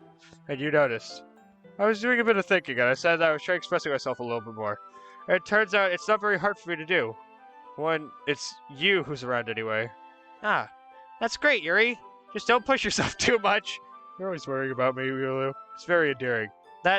Yuri wasn't kidding. I don't know if I can keep up with this. I watched Yuri pour a cup of tea for us. Yuri, Wulu, I have another request. I mean, Carl, Wulu, fuck, no, you didn't hear that. Do you mind if we sit on the floor today? Why's that? It's a little bit easier on my back. I can read with my back against the wall rather than bending over at my desk, and my large, massive donkers that you've probably noticed exist right here. You don't understand how much of a pain on my back they are. Also, the fact that I stand like this, so like my back is constantly strained. Yeah, no, I understand that, Yuri. Ah, sorry, I didn't realize. No worries. I have some back pain regularly, so I do my best to manage it. Is that so? I wonder why that is. It's most likely because your posture, right? Always hunched over like that while reading? Yes! I have terrible reading posture, so that's why we should sit on the floor. Fair enough. I'll go ahead and get the book. It's probably because I have a posture like a monkey. No reason in particular. In fact, I don't even know what a monkey's posture is. I retrieved the book from my bag. I have some chocolate as well. It's a small bag of chocolate candies that I kept hidden from Sayori's candy radar. I take it since it'll go well with the tea. Yuri and I then sit against the wall, teacups at our side. As if in sync, we assume the same reading position as last time, each holding one half of the book. Except this time, our bodies are even closer to each other. I can't see too well. Yuri slides closer until our shoulders are touching. How am I supposed to focus on reading like this? Also, why does Yuri smell like a monkey? Yuri was always kind of cute, but when she's being less apprehensive, it's almost more than I can handle. I hear Yuri mutter under her breath.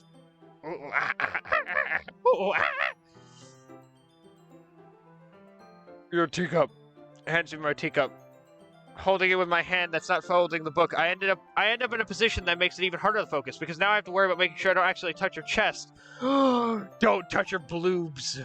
Don't touch your bloobs. Don't touch monkey bloobs. Meanwhile, Yuri hasn't noticed a single thing. She wears an intense reading expression, and I can only presume the world around her has faded away. I use all of my willpower to focus on reading. After a few moments, I finally manage to relax a little. I put the teacup between my legs and fumble with the chocolate wrapper. Sorry. I briefly let go of the book to finish opening the wrapper. You can have as much as you want.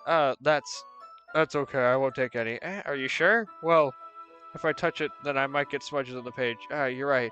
I didn't even think about that. My bad. No need to apologize. I'll hold the book, okay? Are you sure? Of course.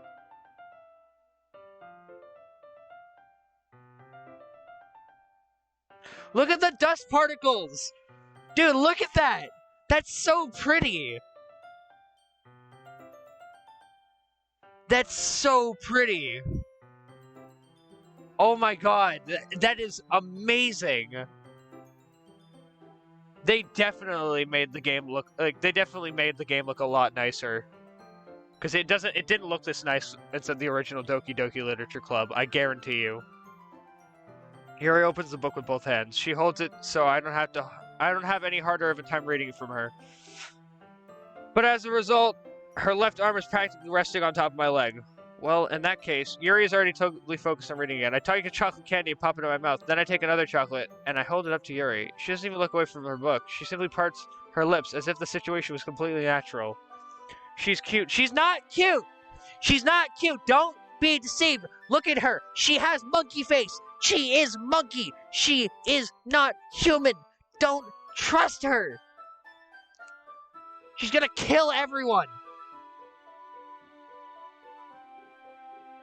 That means I can't stop here. She's not cute, not cute. Nope, nope, nope, nope, nope, nope, nope, nope, nope, nope, nope, nope, nope, nope, nope, nope, nope, nope, no, no, not cute. Kind of looks like your fucking tongue's got bit off, and it's just dripping. I apprehensively place the chocolate in her mouth, just like that. Yuri closes her lips over it. Your expression suddenly breaks. Did I just... Yuri looks at me like she needed to confirm what just happened. Wooloo. So sorry, I shouldn't have done that.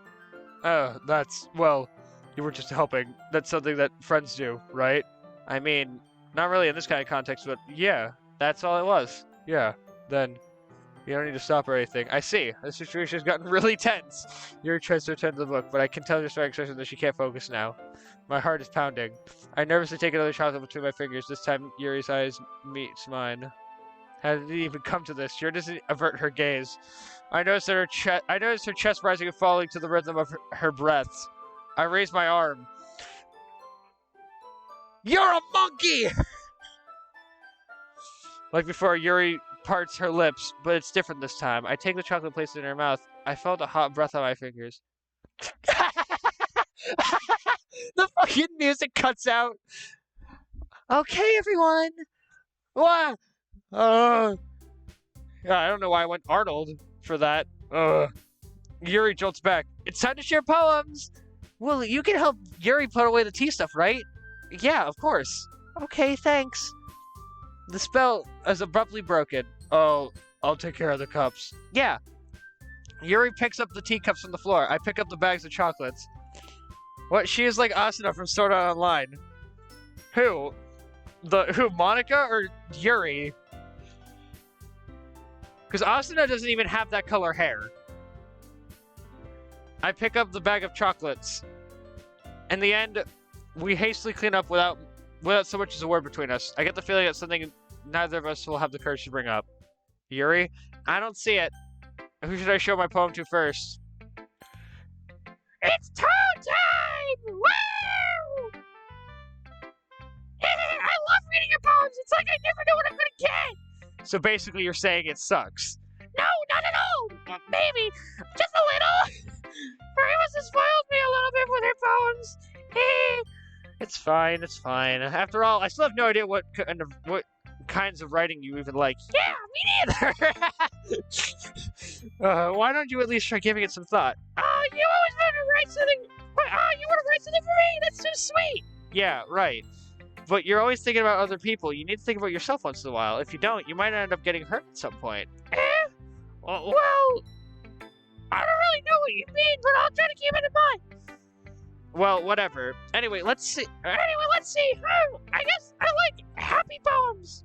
Wait, sometimes I like sad poems too. Sometimes a little bit of both. There's a word for that, right? What's the word I'm looking for? Bittersweet. Yeah. It's like things that are happy and things that are sad. happy and sad? I can't see you liking something sad, Sayori. Well, I like happy the most, but sometimes you have a little rain cloud in your head. A sad poem can help give the rain cloud a little hop and make a nice happy rainbow. Sayori, that's unexpectedly poetic. And is it? I'm hungry. Also, Mario, help! Sorry, I don't know why I said that. I just get these like weird feelings of like. Let's just not talk about it. Actually, maybe I'm getting better at expressing my feelings after all. Thanks, Lulu. I should go write that down then. You can read my poem now, okay?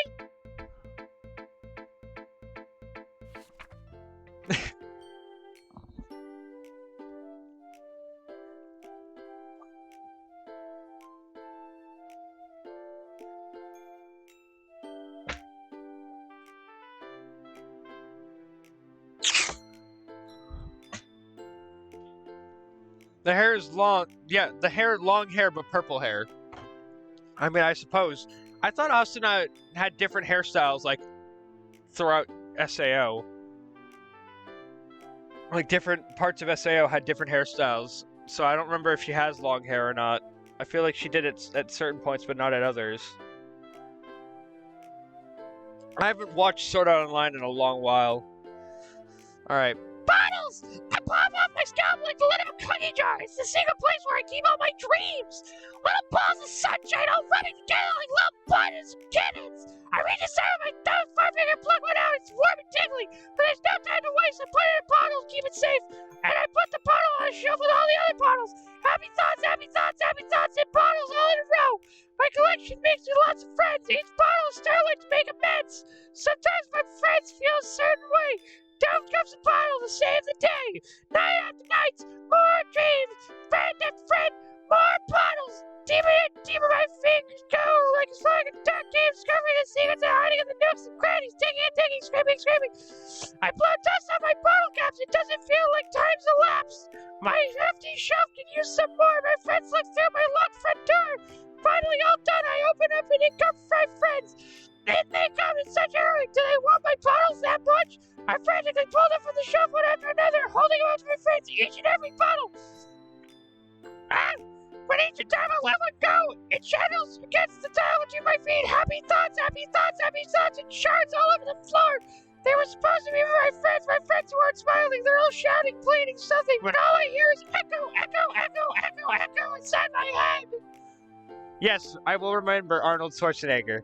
I didn't forget. Holy crap. Sorry, did you really write this? Of course I did! Did I tell you yourself to write the best poem ever? Yeah, but, I mean, I didn't expect something like this coming from you. Monica taught me a whole lot! I've been really in touch with my feelings recently. I see that. It's almost kind of creepy. Creepy? Well, not exactly. Maybe because I'm so used to you being cheerful. Well, never mind. I'm thinking too hard about it. The point is, it came out good, so you should be proud of it. Oh, thanks! I feel like I was meant to express myself this way. Like you're part of a video game where you're supposed to do that. Even if it helps me understand my own feelings a little bit better. Writing's like magic. You've gotten pretty passionate about this, huh? I hope you keep it up. Yeah!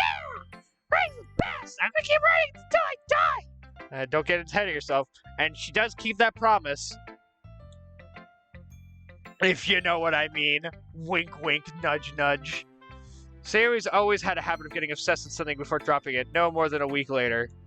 I wonder if this is one of those times, but seeing the passion in her eyes makes it hard for me to be pessimistic.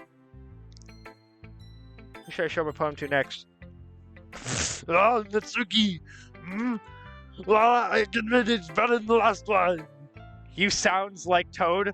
Yeah, no, that's the Toad voice for Sayori.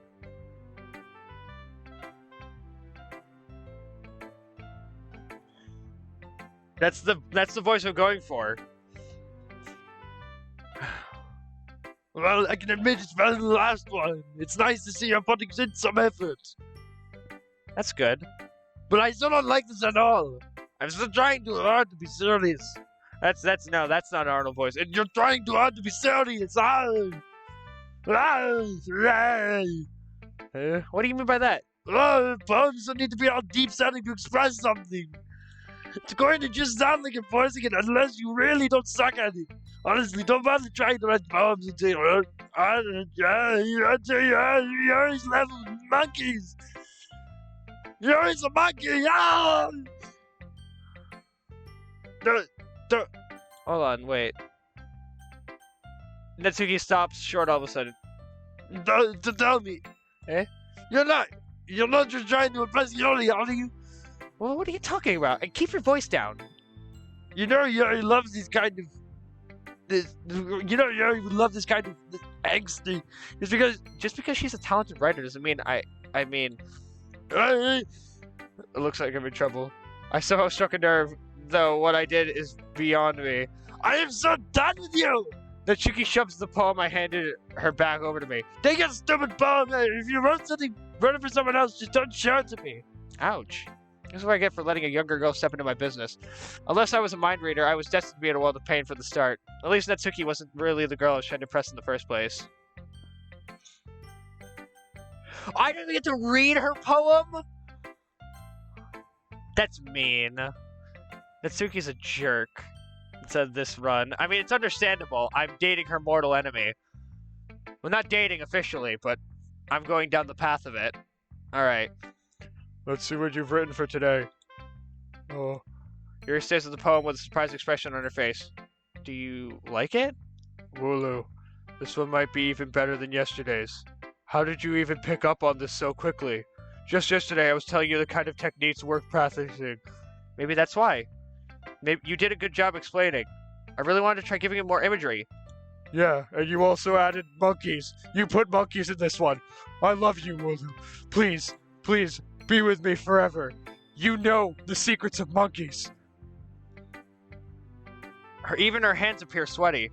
I'm not used to this. Used to what? I don't know. It's fine, take your time. Yuri breathes and collects her thoughts. I'm just not used to people understanding that I really like monkeys.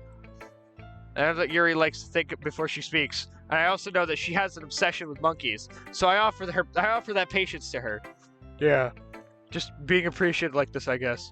This probably sounds really stupid, but seeing someone motivated by my writing, it just makes me really happy. Are you saying that you've never shared your writing before? Yuri nods.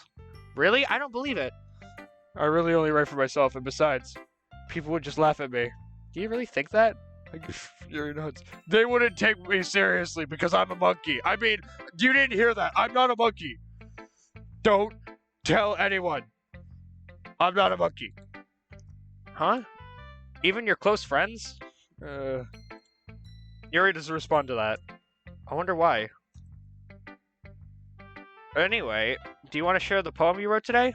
Yeah, I do. If it's with you.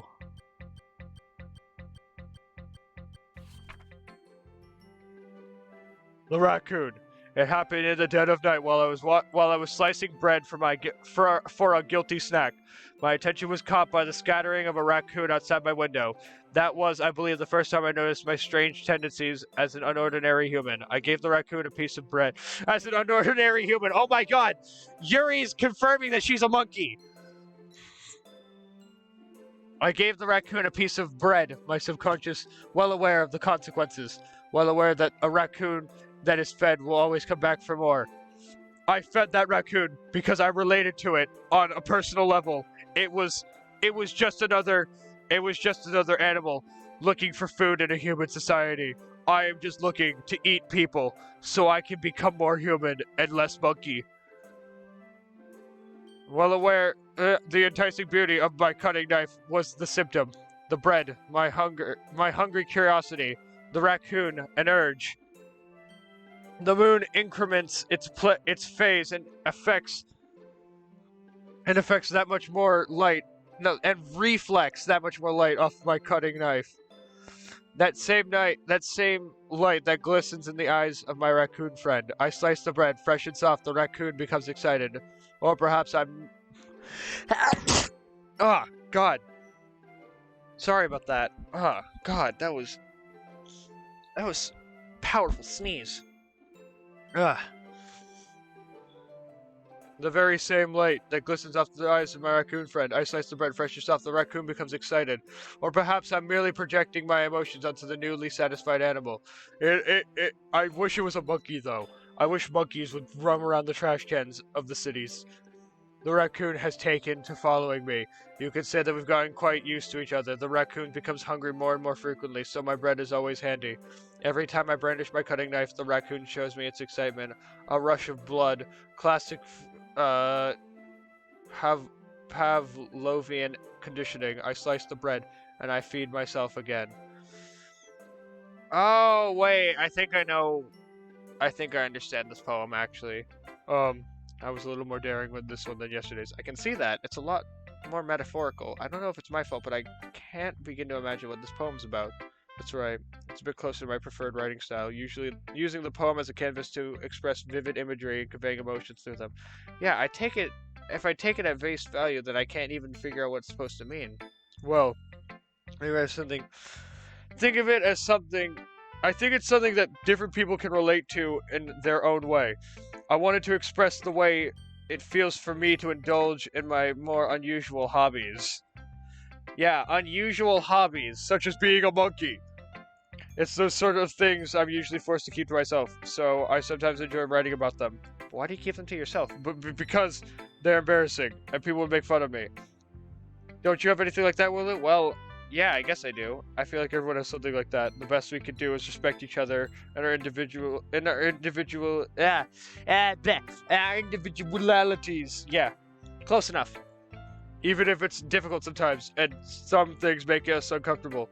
After all, if I hadn't learned to embrace my own weirdness, I would probably hate myself. I might be ranting a little bit now. But I'm glad that you're a good listener. You're good at a lot of things. Writing, listening. There really aren't many people like you, Wooloo. That's exaggerating a little bit. It's just how I feel. I never thought I'd be so comfortable sharing my writing. But now I almost feel like I look forward to it. It's just a really nice feeling. And you're to thank for that. It's nothing really. Yuri smiles sincerely at me. For just a moment, her timidness seems to disappear. Aw, dang, I don't know who to show it to. This is such a difficult choice. Oh my god. We've already been going for almost 2 hours, and we're only through the first story. we're already like, I think it's 2/3 through the first part of the... Oh my god. Hi again, Wooloo. How's the writing going? Alright, I guess. I'll take that. As long as it's not going bad, I'm happy that you're applying yourself. Maybe soon you'll come up with a masterpiece. I wouldn't count on that. You never know. Want to share what you wrote today? Sure, here you go. I gave my poem to Monica. Alright, this one's good. It feels like you're not only getting more comfortable with your style, but the imagery is better than the last one I read. Just wondering, but have you been finding inspiration in Yuri's writing style? I guess so. You can't deny that she's talented. Yeah, totally. I think her poems are the most romantic. That's the best way to describe it. She's like a totally different person when she picks up a pen. I noticed that too. And when she's talking about literature, it's like a light turns on inside of her. Sadly, it's hard to get much personal conversation out of her. Trust me, I've tried. Who knows what goes on in that head of hers? I hope you don't mean that in a bad way. No, of course not. I just meant that I wish she didn't keep so much to herself. But still, defending her like that. You must be pretty into her. Eh? You completely misunderstood. Calm down, I'm kidding. Besides, I'm pretty sure that she's already got a boyfriend. Wait, really? Yeah, a fictional one anyway.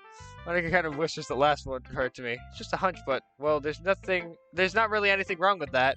Oh, well, I know. I'm just saying. But anyway, you want to read my poem now?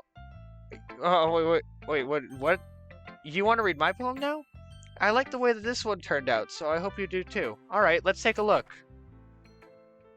Save me. The colors, they won't stop. Bright, beautiful colors, flashing, expanding, piercing, red, green, blue, an endless cacophony of meaningless noise. The noise, it won't stop. Violent, grating waveforms. Squeaking, screeching, piercing. Sine, cosine, tangent. Like playing a chalkboard on a turntable, like playing a vinyl on a pizza crust. An endless poem of meaningless. Load me. It's even more abstract than your last one, huh? I guess it's just the way I write. I'm sorry if you don't like it. No, I never said that. It's just a kind of thing I've never really seen before, I guess. I kind of like playing with my space on the paper. Choosing where and how you space your words can totally change the mood of a poem. It's almost like magic. The way I wrote the lines really short makes it feel like they're trying to speak over the noise. I see. It's so hard for me to tell what it's about, though. Sometimes asking what a poem about isn't the right question. A poem can be as abstract as a physical expression or of a feeling, or a conversation with the reader. Conversation with the reader. A conversation with the reader. The reader. That one's totally not a coincidence.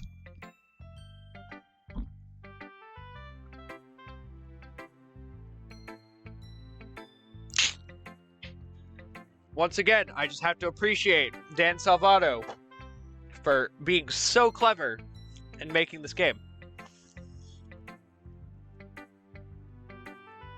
And being a great guy. He's such a funny guy. So putting it that way, not every poem is about something. Anyway, here's Monica's writing tip of the day. Sometimes you'll find yourself facing a difficult decision. When that happens, don't forget to save your game. You never know when you might change your mind, or when something unexpected might happen. Wait, is this tip even about writing? What are we even talking about? That's my advice for today. Thanks for listening. Monica, did you just tell me to save my game? Alright, hold on. I just got a message from someone.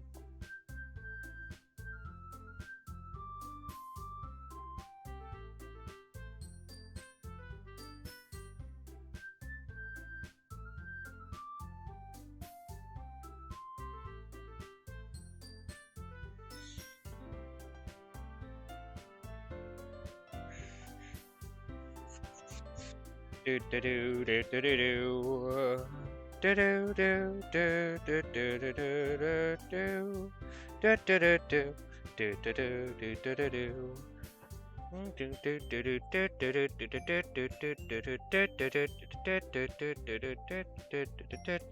do do do do. All right.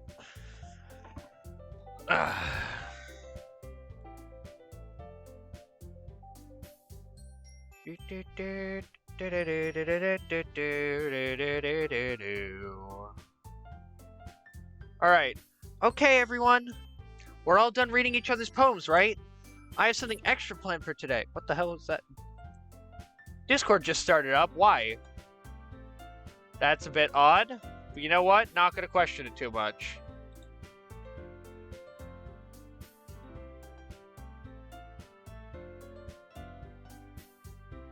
Alright, I don't know why Discord opened up, but okay. I have something extra planned today, so if everyone could come sit at the front of the room. Is it? Is this about the festival? Well, sort of. Do we really have to do something for the festival? It's not like we can even put together anything good in just a few days. We'll just end up embarrassing ourselves instead of getting any new members. That's a concern of mine as well. I don't really do well with last-minute preparations. Don't worry so much. We're going to keep it simple, okay? We won't need much more than a few decorations. Sayori's been working on posters, and I've designed some pamphlets we can give out during the event. Okay, that's great and all, but that doesn't tell us exactly what we're going to be doing for the event. Ah, sorry. I thought you heard about it already. We're going to be performing. Performing? Monica. Yeah, we're going to be having a poetry performance. Each of us are going to choose a poem to recite during the event. But the cool part is we're going to let anyone else come up and recite poems too. Sayori's putting it on all the posters in case anyone wants to prepare ahead of time. Sayori, who's been coloring a poster, holds it up for us to see. Are you kidding me, Monica? You didn't already start putting up these posters, did you? Well, I did. Do you really think it's that bad of an idea? Well, no, but it's not a bad idea, but I didn't sign up for this, you know? There's no way I'm going to be performing in front of a group of people like that! No! I agree with Natsuki. I could never in my life do something like that. Imagining it, Yuri shakes her head in fear. Guys! No, Sayori, I understand where they're coming from. Remember that Natsuki and Yuri have never shared their poems with anyone until just a couple days ago. It's a lot to ask for them to recite their poems out loud to a whole room full of people. I guess I kind of overlooked that, so I'm sorry. But, I still think we should give it our best. We're the only ones responsible for the fate of this club. If we start the event, each put on a good performance, that it will inspire others to do the same. And more people who perform, the better we'll be able to show everyone what literature is all about. Yeah! It's about expressing your feelings, being intimate with yourself, finding new horizons, and having fun! That's right. And it's those reasons that we were all in this club today. Don't you want to share that with others? To inspire them to find the same feelings that brought you here in the first place? I know you do. I know we all do. And if all it takes is just standing in front of the room for 2 minutes and reciting a poem, then I know you can do it. They just completely don't say anything. Sayori looks worried. I guess that leaves me no choice. I agree. I don't think it's too much to ask. I think Sayori and Monica have been really trying to get... God, I cannot speak. I think Sayori and Monica have been trying really hard to get new members. The least we can do is help them out a little bit. Well, maybe, but It looks like Natsuki doesn't have any arguments left. okay, fine. I guess I'll just have to get it over with. Phew. Thanks, Natsuki. What about you, Yuri? Yuri dejectedly glances around at everyone expectant faces. I guess I don't really have a choice. That's everyone! You're the best, Yuri! This club is seriously going to be the death of me. Oh gosh. You'll be fine. Ah, wait!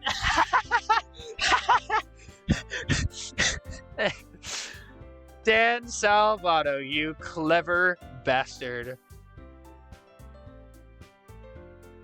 You'll be fine.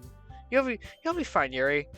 But anyway, let's move on to the main event. I want each of you to choose a poem of yours. We're going to be practice reciting it in front of We're going to practice reciting them in front of each other. No way. Monica, this is too.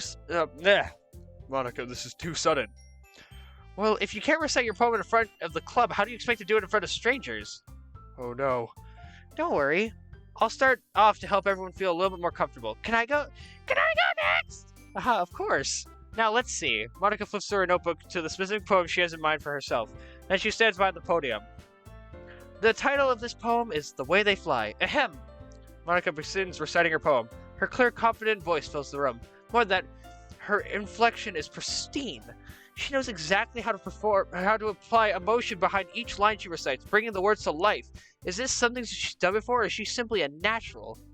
I glance around me. Everyone has their eyes on Monica. Sari looks amazed. Yuri has an intense expression on her face that I don't understand. Finally, Monica finishes the recitation. The four of us applaud. Monica takes a breath and smiles. That was so good, Monica! Ah, thank you very much. I was just hoping to set a good example. Are you ready to go next, Sari? Oh, well, I'll go next. Ah! Yuri's fired up all of a sudden! Yuri clutches a sheet of paper between her hands and stands up. Keeping her head down, she walks quietly over to the podium. This poem is called... Yuri actually glances at each of us. You can do it, Yuri! It's called After Marriage. After Image of a Crimson Eye. Yuri's voice shakes as she starts reading the poem. Just a moment ago, she practically refused to do this. Why is she suddenly putting in so much effort? As Yuri gets past the first couple lines, her voice changes. It's almost like what happens when Yuri gets absorbed into her books. Her quivering words transform into sharp syllables of a fierce and confident woman. The poem is full of twists and turns, and in its structure... I hit enter too early. The poem is full of twists and turns in its structure that she enunciates with perfect timing. Enunciates. This must be a rare glimpse into the whirling fire Yuri keeps concealed inside her head. Suddenly, she's finished. Everyone is stunned. Yuri snaps back into reality and glances around her as if she bewildered even herself. It's up to me to save the situation. I'm the first to start applauding. Everyone joins me afterward, and we give Yuri the recognition she deserves. It's not that we didn't want to applaud for her, but we were caught so off guard that we must have forgotten. As we applaud, Yuri holds her poem to her chest and rushes back to her seat. Yuri, that was really good. Thank you for sharing. Looks like Yuri is down for the count. Okay! I guess I'm next then! Sari hops out of her chair and cheerfully walks the poem. This one's called My Meadow! Sorry, I giggled! Sari... It's a lot harder than I thought! How do you guys do it so easily? Try not to think of it like you're reciting to other people. Imagine you're reciting it to yourself, like in front of a mirror, or in your own head. It's like, it's your poem, so it'll come out the best that way. I see! Okay then! Sari begins her poem. Somehow, it feels like her soft voice was made as a perfect match. The poem isn't aimlessly cheery like Sayori is. It's serene and bittersweet. If I were to read this on paper, I probably wouldn't think much of it, but hearing it come from Sayori's voice almost gives it a whole new meaning. Maybe this is what Sayori meant when she said she likes my poems. It's like I get to reach more deeply into someone I thought I knew through and through. Sayori finishes and we applaud. I did it! Great job, Sayori. Yeah, even Lila liked it! I guess that's a good sign! What does that even mean? It came out nicely, Sayori. The atmosphere of the poem fits you really nicely. But it might be that other poem... It might... hold on. I thought I hit something. Alright. But it might be... Nope, that's not the right voice. Monica, you're not Toad. But it might be that other poems wouldn't work quite well with that kind of delivery. I don't really understand. In other words, I've seen poems of yours and where that sort of gentle delivery wouldn't work as well. They might need a little more force behind them depending on what you're reading. Oh, I know what you mean. Now that you say it, I completely understand. I'm a big smart toad. Well, I've been practicing that kind of thing. It's just embarrassing to do it in front of everyone. The next time, I'm going to make you pick a poem that challenges you a little more. We don't have much time before the festival, you know? Okay! Now, who's next? Natsuki? Don't make me go before Willow. It's not like I can compare to you guys anyway. Might as well let Willow lower everyone's standards a little before I have to do it. Natsuki! It's fine, it's fine. I might as well get it over with. But it's not like I have much of a selection of what to read. I just have to go with what I wrote for today. I stand up and step in front of the podium. Everyone has their eyes on me, making me feel terribly awkward. I recite my poem. Since I'm not exactly confident in my own writing, it's hard to put energy into it. Despite that, once I finish, I receive applause anyways. Sorry, I'm not really as good as everyone else. Don't worry about it so much. I think it's less about your abilities and more about your lack of confidence in your writing. I'm gonna take a sip of water. I've been holding my water bottle. And guess what?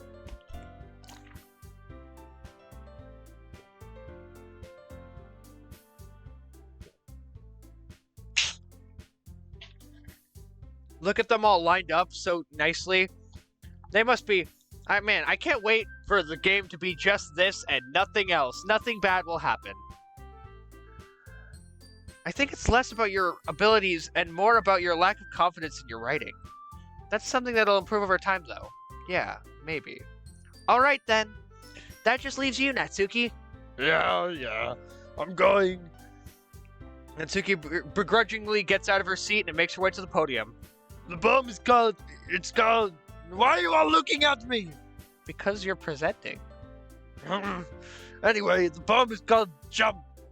Natsuki takes a breath. Once she starts reciting the poem, her sour attitude disappears a little. While she's still a little unenthused, her poem has a rhythm and rhyme to it. It's Natsuki's trademark style, and it works surprisingly well when spoken aloud.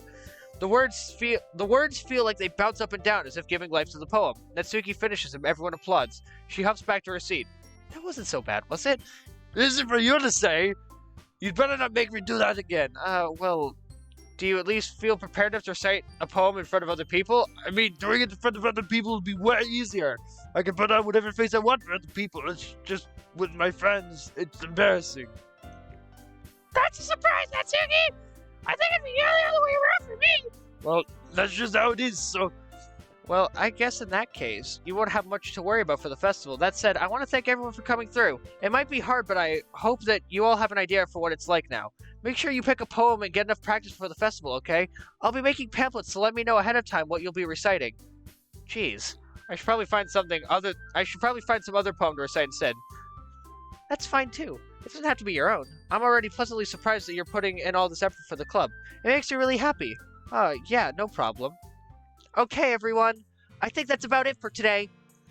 I know the festival is coming up, but let's try to write poems for tomorrow as well.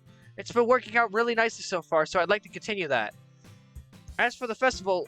fuck, I hit enter too early again. God. Alright.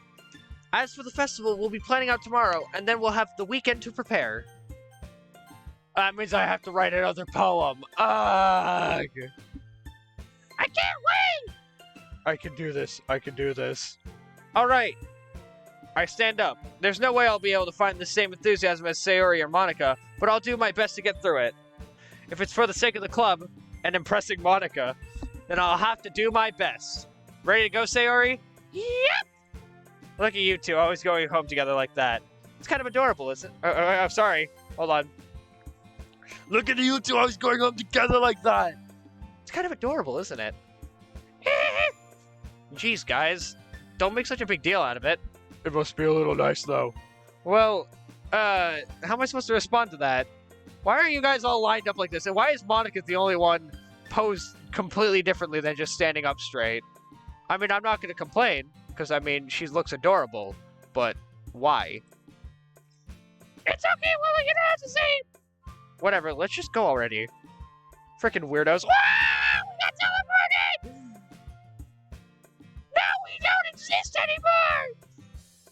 Even though it's only been a few days, a lot of things have already changed. But today, Sayori's being a little quieter than usual on the way home. Nah, Yuri's cute. No! Shut the up. You're not allowed to have an opinion anymore. You've lost your right to an opinion. And no, you've lost your right to VIP. You earned it with Natsuki Arnold Schwarzenegger, and now you've lost it by claiming that Yuri's cute. But today, Sayori is being a little quieter than usual on the way home. Hey, Sayori. Sorry, I was spacing out. Ah, no wonder.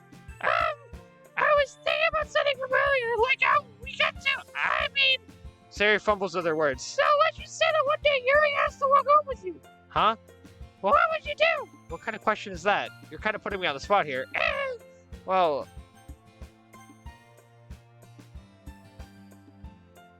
I forget if you have to choose. I'm gonna go with this one just to be safe. I feel really bad for doing this. I was gonna give you VIP after the stream for coming up with the great idea of using Arnold voice. Well, I would walk home with Yuri. Walking home with Yuri, huh? Why does the thought of that make my heart pound? I mean, given how hard it is for her to socialize, I would feel awful turning her down, so... Isn't she so beautiful and smart? That has nothing to do with what I just said. Aha! You admitted it! Jeez. There's not even any point in speculating something that's never going to happen. Well, maybe. But I just like to think about it. It's not long before you won't need me anymore, you know? Need you? Sayori, I can't figure out how you're seeing these things in your head right now. Sorry! Everyone is different. Nobody in the club is a replacement for you. Huh? If you say so! The conversation trails off and I'm left feeling awkward, but it was kind of her fault for trapping me with such a weird question. I can't just lie to her. But if there's something that makes her happy, I would hate to take that away from her. That's why I said there's no point in speculating. Then again, the festival is only a few days ago. Who knows what'll happen in that time? Oh, no! I know what'll happen in that time.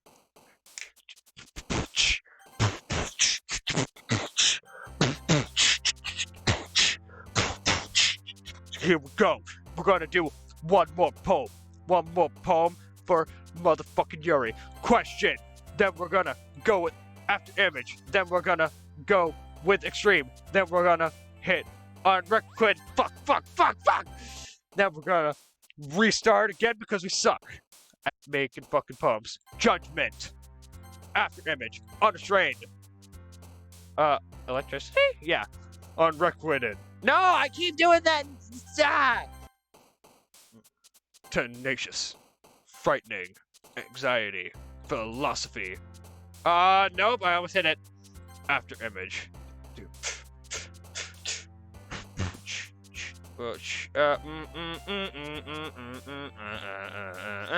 Destiny.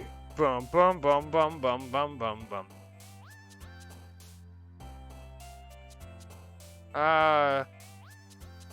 Imagination? Okay. Entropy. Contamination. Massacre.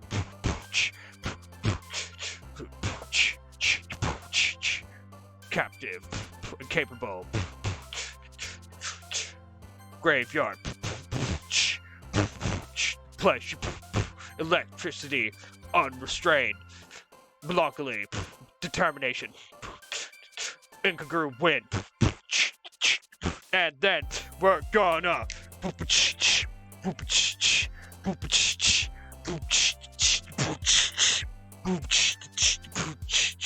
secretive? Yay! I no longer have to write poems for Yuri for realsies. That was a lot easier though. I'm definitely getting better at it. Alright, so this is the entire Yuri page done. Aw, man. I'm the last one here again. Don't worry, I just walked in too. Were you practicing piano again?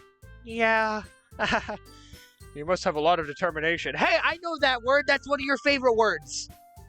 Starting this club and now picking up piano. Well, maybe not determination, but I guess passion. Remember that this club wouldn't be here if it wasn't for... Remember that this club wouldn't be here if it wasn't for all of you. And I'm super happy that you're all willing to help out for the festival, too. Oh, I can't wait for the festival. It's gonna be great. Weren't you complaining about it just yesterday, Natsuki? Yeah, but I'm not talking about our part of the festival. It's a whole day of school. We get to play and eat all kinds of delicious food. You sound like Sayori a little. You sound. It sounded a bit like Sayori all of a sudden. Monica, Yeah. Monica, do they usually have fight squid? Squid. That's a pretty specific thing to look forward to. Oh, come on! Are you saying you don't like squid? You of all people? Did I? I didn't say I didn't like it. Besides, what do you mean by you of all people? Because it's right in your name. Monica. That's not how you say my name at all. Also, that joke makes no sense in translation. Never mind. Let's just focus on our own event now. Wait a second, is that... Yeah, get to the chopper, put the cookie down, and become governor.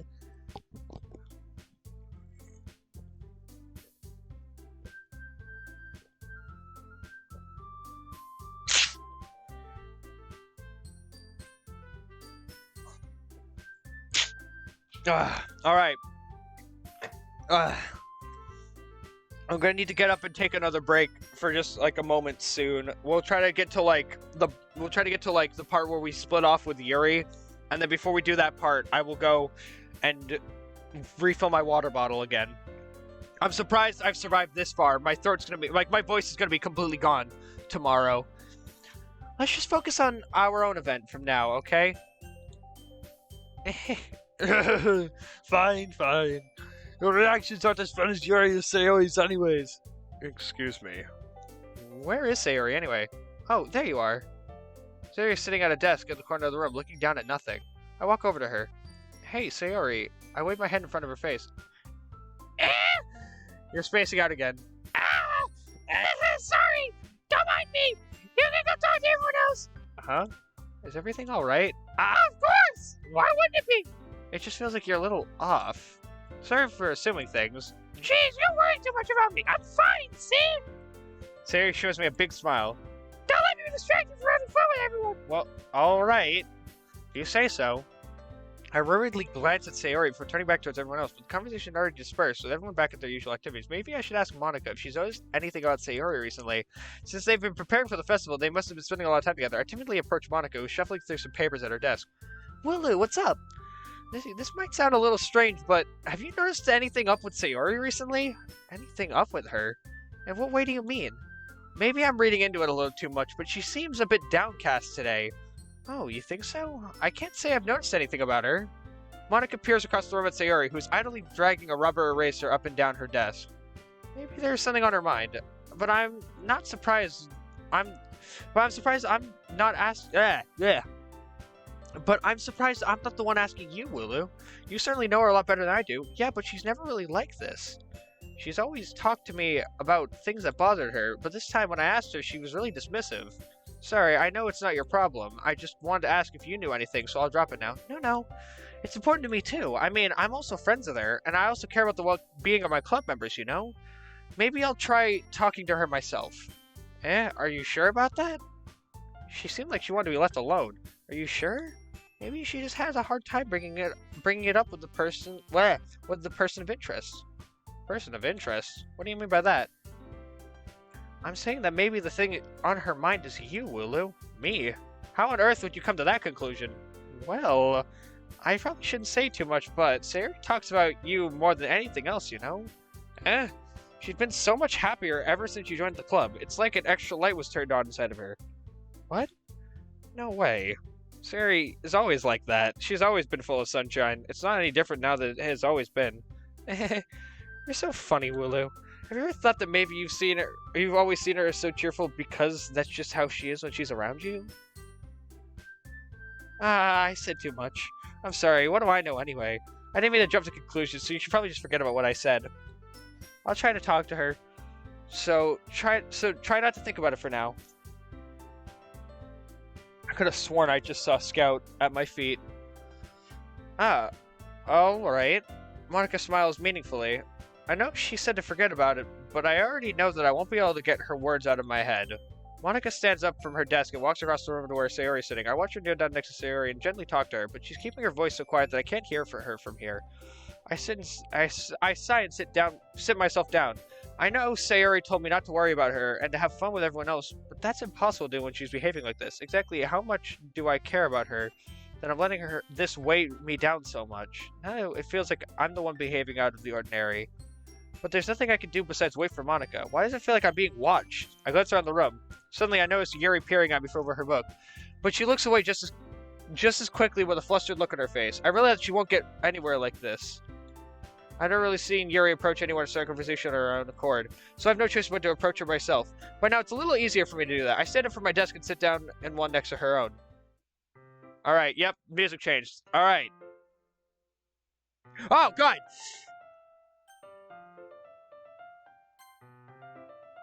Oh, shit!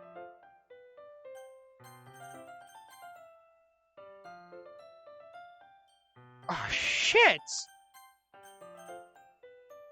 Oh my god, I just skipped so much.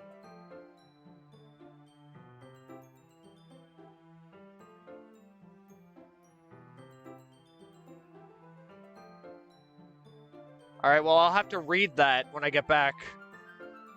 I meant to just do this. God, that was... Alright, I'll be back.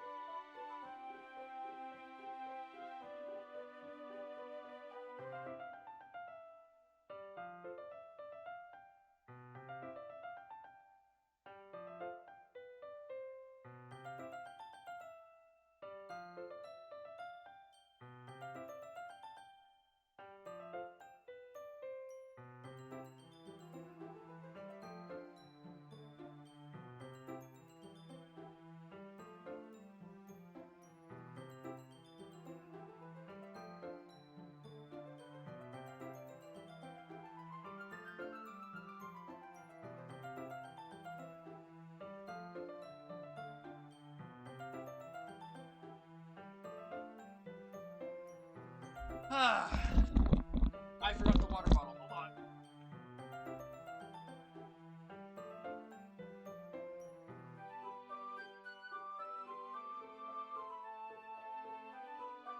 Alright, I'm back. I have returned. I have a water bottle now.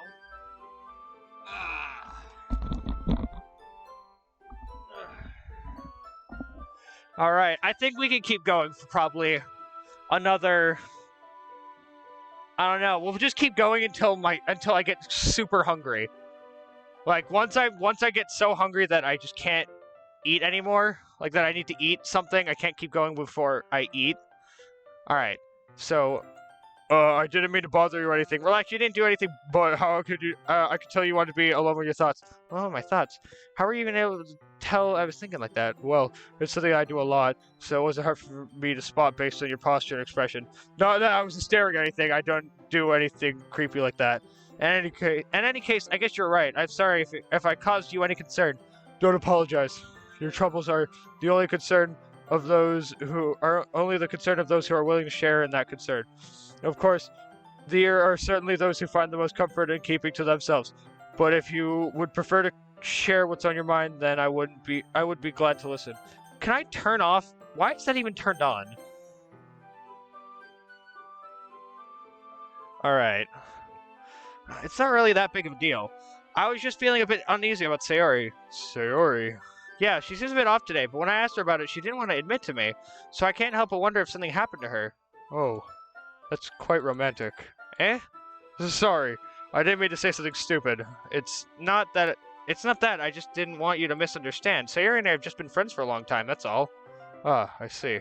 Then perhaps it is unusual for her to be dismissive to you about her feelings. Or maybe I'm just reading into it a bit too much. Wooloo. The world is full of meaning, often hidden deep beneath plain sight, and there are many untold mysteries behind every person, no matter how well you may know them. Ah. So you think there might be something behind it after all? I think that Sayori is a very complex person. Her mannerisms on the outside don't always match what may be going on the inside of her head. And she may not always know what she wants. I noticed her strange behavior too, and I also feel some concern for her. But in your case, it looked like she was fully occupying your thoughts, wasn't she? Well, I guess that was the case. Sayori, she really means a lot to you, doesn't she? I guess, but you don't need to put it that way. We're just good friends, that's all. I just friend-zoned Sayori! Yuri suddenly looks deeply into my eyes. Her expression is gentle and curious, as if she was searching for something. Embarrassed, I avert my gaze. Sometimes, a person's mysteries are untold even to themselves, and you, as someone honest and caring, may uncover your feelings you weren't always aware were in you. That is... I think that she would be a very fortunate person to have you feel that way about her. Yuri, you're giving me too much credit. I'm a pretty simple guy. Listen, listen here, bitch. I'm not a big thinker. Sayori's much better, a better match for you than some normal human that isn't a monkey like me. So, I think I'm pretty good at understanding my own feelings. I'm not nearly as sophisticated as you. That's not a compliment, is it?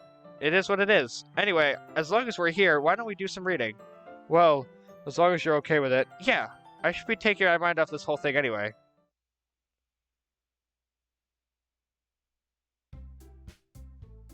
Oh, did we just not do the reading? Okay. Cool. Okay, everyone. After some time passes, Monica calls out to the club room. Why don't we share our poems now? Before I know it, everything is back to normal. Everyone goes to retrieve their poems, and I do the same. I make eye contact with Monica, and she smiles at me. I wonder what she was talking about with Sayori. Who should I show my poem to first? Sayori! Huh? It's nice, I guess. Come on, I can already tell you don't like it. Well, you don't need to worry about what I think. After all, you wrote this for someone else, didn't you? Probably Yuri. I didn't write this for anyone specifically. Maybe. That's not really what I meant, though. But it's okay. You're making new friends just like I was hoping. That makes me really happy. And you're happy too, right? In this club? Well, of course I am. Good! That's all that matters to me! Thank you, Willow! Sayori, is there something wrong? Huh? No, nothing! I'm just a little tired today. Alright, just tell me if you need anything. I will! Don't worry about me, okay? You can go play with everyone else now! If you insist. Yay! I'm gonna go home a little bit early today. Sayori? Tell Monica I wasn't feeling well, okay? See you tomorrow! Before I can say anything else, Sayori cheerfully walks out of the classroom, humming to herself. Who should I share out with my poem to next? Natsuki's just gonna tell me to fuck off. Yeah, no thanks. You didn't even. Next! Fucking ass. Wooloo, your writing has only improved in these last few days. Every poem you showed me has been nothing short of spectacular. I can really feel the emotions. I'm a little envious even. I don't think it ever came to me this naturally.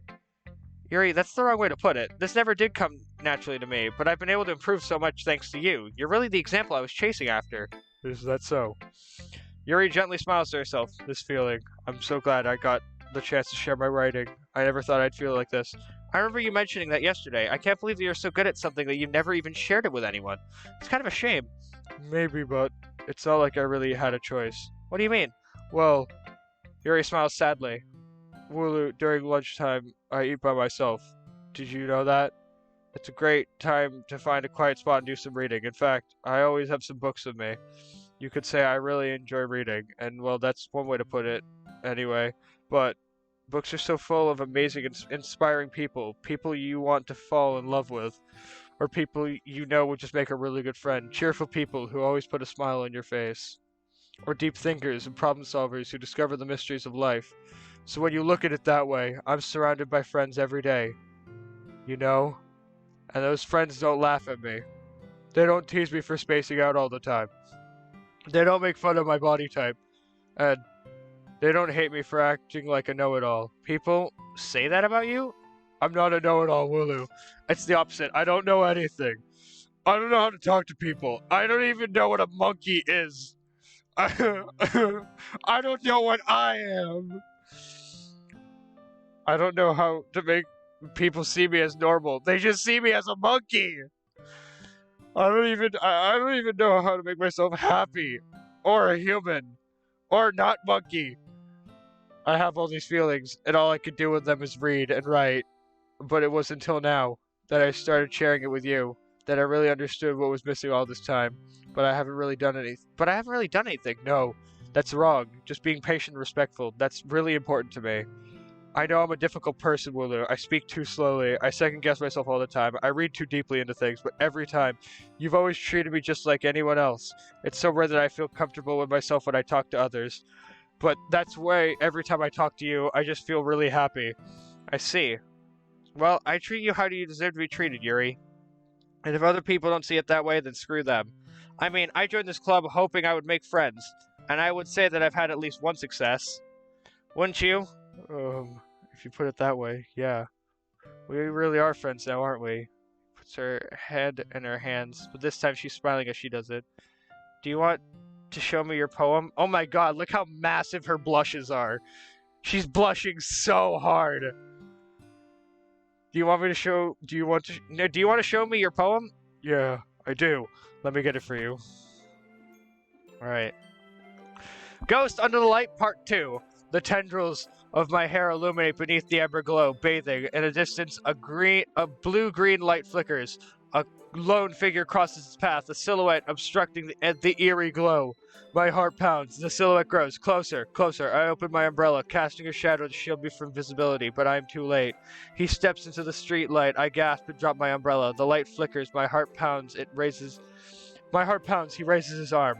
Time stops. She is in love.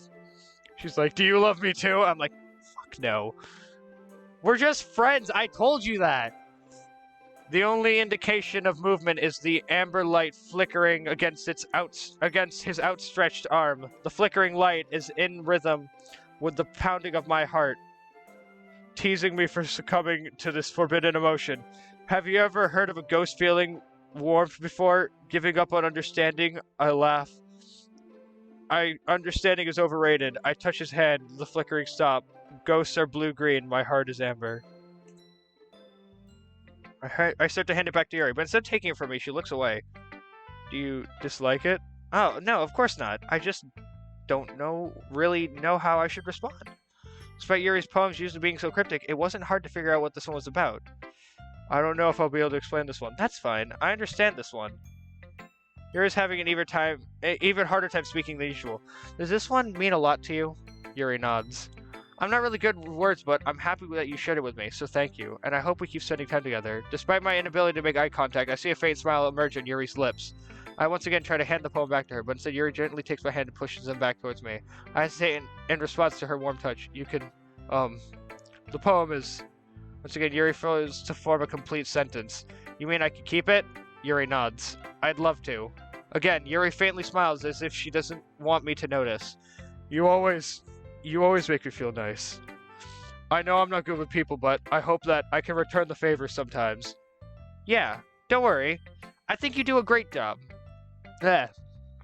Yuri finally turns back towards me. I guess we should move on before Monica says something, but I'm sure we can talk again later. Yeah, I'm sure we will. With that, Yuri timidly smiles at me and I can return to my seat, so I put her poem away. Who should I show my poem to next? Monica. Hi, Wooloo.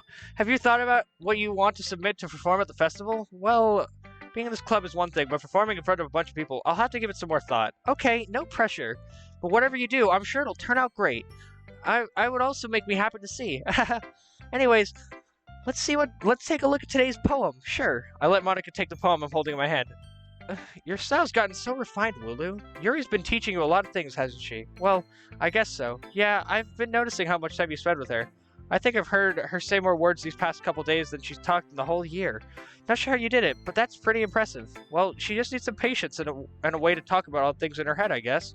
I'm still getting the hang of it myself. You're certainly putting in a lot of effort. You must really like her. That's...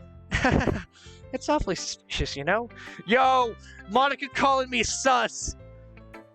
Monica calling me sussy, not gonna lie. That's a bit sus of herself. Spending time with her in the clubroom every day? Reading that edgy novel with her? Well... oh my god, I forgot about reading fucking Monkeys at Midnight. The Magic Treehouse book, number 8. Written by... What is the fucking author? God, now I'm gonna look up the author. It's Edson Osborne. Magic Treehouse book series. Author Mary Pope Osborne. How could I be so forgetful? I just feel bad that she has a hard time socializing. It makes me want to make sure that she doesn't spend all her time alone. Besides, the novel isn't too bad either, you know? Alright. I mean, I'm not that big of a Magic Treehouse fan myself, but if you're into it, then that's fine. I get you. Just be careful, alright? I know that Yuri isn't used to opening herself up, so if something bad happens while she's vulnerable, then it could be really hard for her. Her books aren't a total escape from reality, they're just a bandage. You say that like I'm going to hurt her. Sorry, I didn't really mean that. If anything, she might accidentally hurt herself. Anyway, I'll share my poem with you right now, right? Alright. The Lady Who Knows Everything. An old tale tells of a lady who wanders Earth, the lady who knows everything. A beautiful lady who's found every answer, all meaning, all purpose. All that was ever thought, and here I am, a feather, lost adrift the sky, victim of the currents of the wind. Day after day I search with little hope, knowing legends don't exist. But when all else has failed me, when all others have turned away, the legend is all that remains. The last dim star glimmering in the twilit sky? Alright. I don't think that's a word, but I also am not the best when it comes to English. Until one day, the wind ceases to blow. I fall, and I fall, and fall, and fall even more. Gentle as a feather, and a dry quill, expressionless. But a hand catches me between the thumb and forefinger, the hand of a beautiful lady. I look at her and find no end to her gaze. The lady who knows everything knows what I am thinking. Before I can speak, she responds in a hollow voice. I have found every answer, all of which amount to nothing. There is no meaning, there is no purpose, and we seek only the impossible. I am not your legend does not exist. And with a breath, she blows me black afloat, and I pick up a gust of wind. You know, I feel like learning and looking for answers are the sorts of things that give life meaning. Not to get too philosophical or anything, but it was kind of on my mind, so that's what I wrote about. I see. I never really put much thought into it. In a way, it's almost paradoxical, because if we had all the answers, wouldn't the world start to lose its meaning? There's one thing I noticed. It seems like everyone in this club before is writing about things that are more sad than happy. Are you surprised? I mean, if everything was okay, we wouldn't really have anything to write about, would we? Humans are two-dimensional creatures. I think you'd know that better than anyone. You mean one-dimensional? Yeah, that. I think you'd know that better than anyone else, right? Person who's reading this out? Yeah.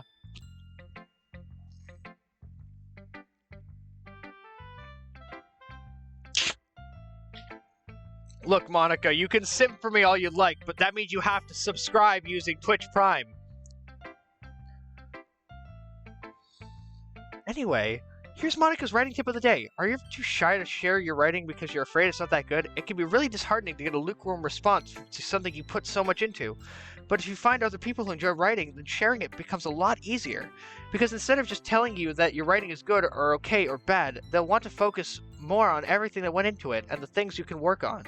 It's much more encouraging that way, and it will make you want to continue improving. It's almost like having your own literature club, don't you think? That's my advice for today. Thanks for listening. Oh god, okay. Oh, I just realized that we've spent 2.5 hours on this, and we're literally only at the tail end of one of the 3 paths we have to take before we can get to anything interesting. I mean, this is interesting and all, don't get me wrong, I'm having a blast. But I mean, I'm just, sitting here thinking, man, there's not even going to be any sort of, scariness or anything like that for, another, at least another stream. Okay, you 3, we're all done sharing poems, right? Why don't we start figuring it out? Hold on a second. Is it just me or did you say something strange just now? Eh? Something did sound a bit unusual. That's right. You deviated from your usual catchphrasing. Your catchphrase? I don't have a catchphrase. Jeez, why is the mood so weird today? Look, even Yori is immune to it. Stagnating air is common foreshadowing for something terrible is about to happen. In your books, maybe. Look, the only thing different is that Sayori isn't here. Oh no, Sayori! It seems you're right. Sayori always helps lighten the mood a little bit, doesn't she? It's almost like everyone's balance is thrown off a little when she's not around. Where the heck did she run off to anyways? I thought she just... Where the heck did she run off to? Anyway, I thought she said I had to pee. Natsuki, please show some decency. Oh, come on! I didn't say she was gonna go take a shit. I said she had to pee. She actually wasn't feeling too well and went home early. Is that so? I hope she's alright. Seriously? Of all the times to not go home with her, you pick the time she's not feeling well? So much for you two being all lovey-dovey. No! First of all, stop misunderstanding my friendship with Sayori. And second, she's kind of been avoiding me today, so I didn't want to force it. Oh. Oh. A curious expression coming from Yuri, of all people. Calm down, guys. I talked to her earlier and everything's fine. What'd she say? She just fucking ignores me. What'd she say? Anyway, we need to figure out what the rest of the festival preparations are. So let's decide what everyone will be doing this weekend. I already know what I'm doing! That's right. Natsuki will be making cupcakes. Well, we need a lot of them, different flavors. Can you handle all that by yourself, Natsuki? Challenge accepted! As for myself, I'm going to be printing out and assembling all the poetry pamphlets. Suri will be helping me design them. And as for Yuri, you can, guys, can you help me come up with something for Yuri? I like how Monica leads this way, so it literally looks like she's leading it guys, can you help me come up with something for Yuri? I'm useless.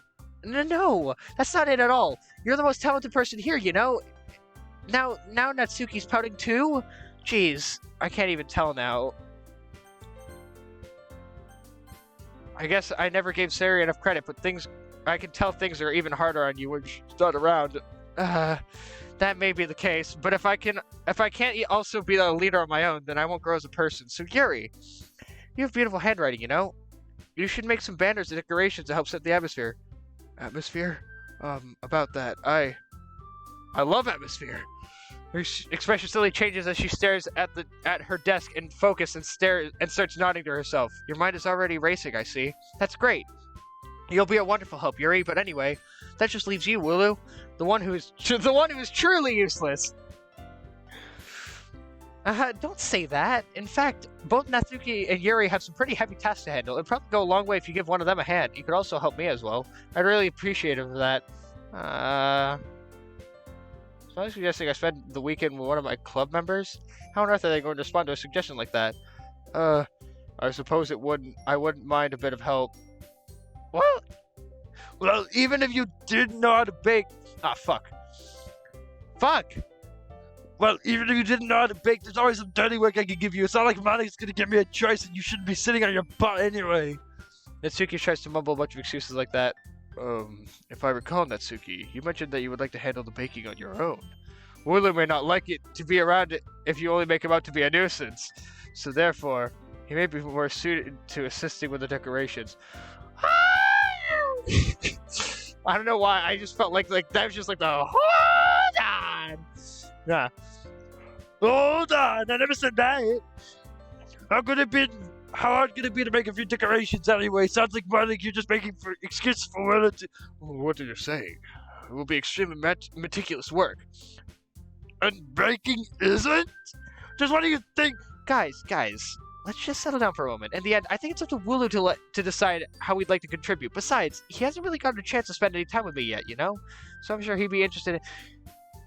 You literally just said... I'm surprised as well. Sorry. I was just saying, though. Jeez, can we just settle this already? Yeah, Wooloo, you're okay with this, right? In the end, it's up to you. Of course! Very well. In that case, everyone looks straight at me. Of course, I'm gonna go with... Wait, was Sayori an option? Interesting.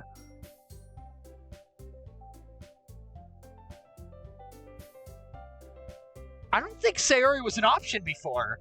I don't think Sayori was ever an option. Hold on. I gotta know what happens when you click Sayori. I'm like, if it's gonna be anyway for helping Sayori, I mean, we're already neighbors, and but Monika said that Sayori was helping her. Jeez. Do you really hate us that much? Oh, you bitch! Alright. Alright, I'll go with Yuri. Well, I'll probably be most useful helping out Yuri. Me? Are you serious? Why would you... Natsuki. I can already tell you're about to say something mean. No. I was just saying... So you'll be helping Yuri then, Wooloo? Yeah, that's what I'm going to do. I'm glad. I have a bad habit of overthinking these sorts of things, so I think your assistance will be very useful. That's great to hear.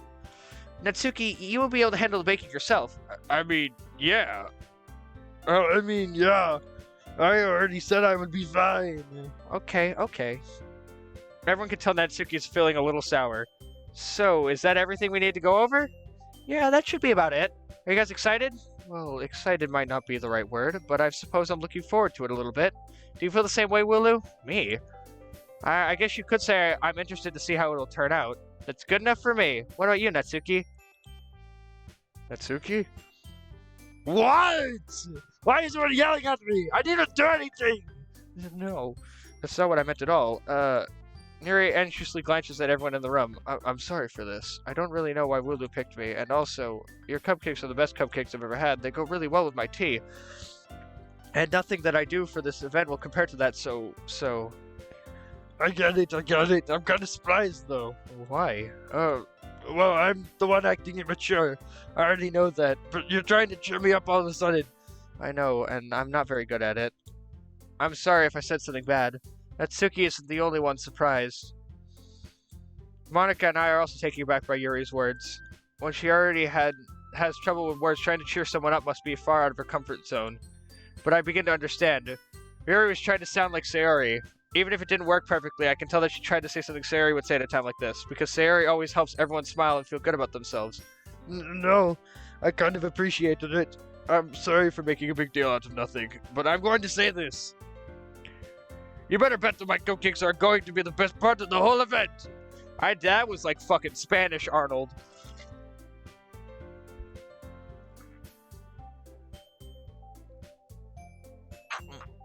Oh my god. Alright. Alright. I believe you. Yeah, I hope to see everyone do their best, but with that, there's nothing more for today, so I guess it's time for us to head out. Alright, let's get out of here then. Everyone packs up their things. I start to follow Monica and Natsuki out the door as they chat between each other. I turn around. Sorry, I realized that I don't have any way of contacting you this weekend. Oh, you're right. I can't believe that slipped my mind. Should I give you my phone number? I think that would be the best way, yes. Alright. Yuri and I exchanged phone numbers. You got a girl's phone number. Woo! You realize that it's Yuri's phone number. Damn it! Okay, then I'll be stopping by your house on Sunday. My house? What about church? What? You're just gonna freaking skip out on church to show up at my house? Is that a problem? No, not at all. I just thought I'd be the one going to your house since I'm the one helping you. I suppose that makes sense, but if you don't mind, I think I'd prefer going to your house. Alright. In that case, it won't be a problem. I decided not to press Yuri for a reason. I also have to get home really fast because I have to clean up everything in my room. It's just not pretty in there. So like it should matter either way, so I'll just need to make sure my room is clean. I hope I managed to make myself useful in some way. I'm not nearly as creative as you are. Don't underestimate yourself, Lulu. I think that we'll make a very productive team, even if you only chose me because you felt bad or something. Oh wait, you don't actually think that, do you? I don't know. It's difficult for me to come up with any other reason that you may have chosen me. You're forgetting the one reason that, with the most common sense, I chose to help you because that's what I want to do. But Yuri thinks to herself with an extremely intense expression. Yuri, you're overthinking this. You wanted me to point out when you're overthinking, right? I didn't realize. I'm telling you, I want to. That's all there is to it. Do you believe me? Yuri thinks really hard again. She looks straight into my eyes for a long while. I believe you. As if it took her tremendous effort, Yuri finally says that and relaxes her expression. And I'm really looking forward to Sunday. Yeah, I am too. After that exchange, I make my way out the door and Yuri follows. I can't believe this. Yuri's going to be coming to my house on Sunday? My anxiety shoots through the roof. I gotta clean I gotta clean everything. Man, I gotta alright, man, dude, you don't even understand how freaking terrifying this is. Even though I've gotten pretty used to handling her at this point, there's no telling what might end up happening once we're outside school. But that she told me that she was looking forward to it. Is this a chance I have something to make happen between us? Or is it too early for that? God, alright. I think there's gonna have to be a change of plans. I'm gonna finish this up, and then every single stream going forward is going to be another path. Because this is ridiculous. 3 hours to get through one path.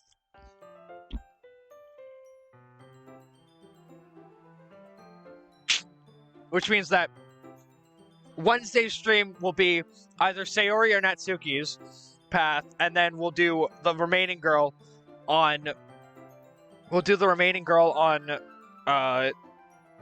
fucking... I don't remember. I don't even remember the date.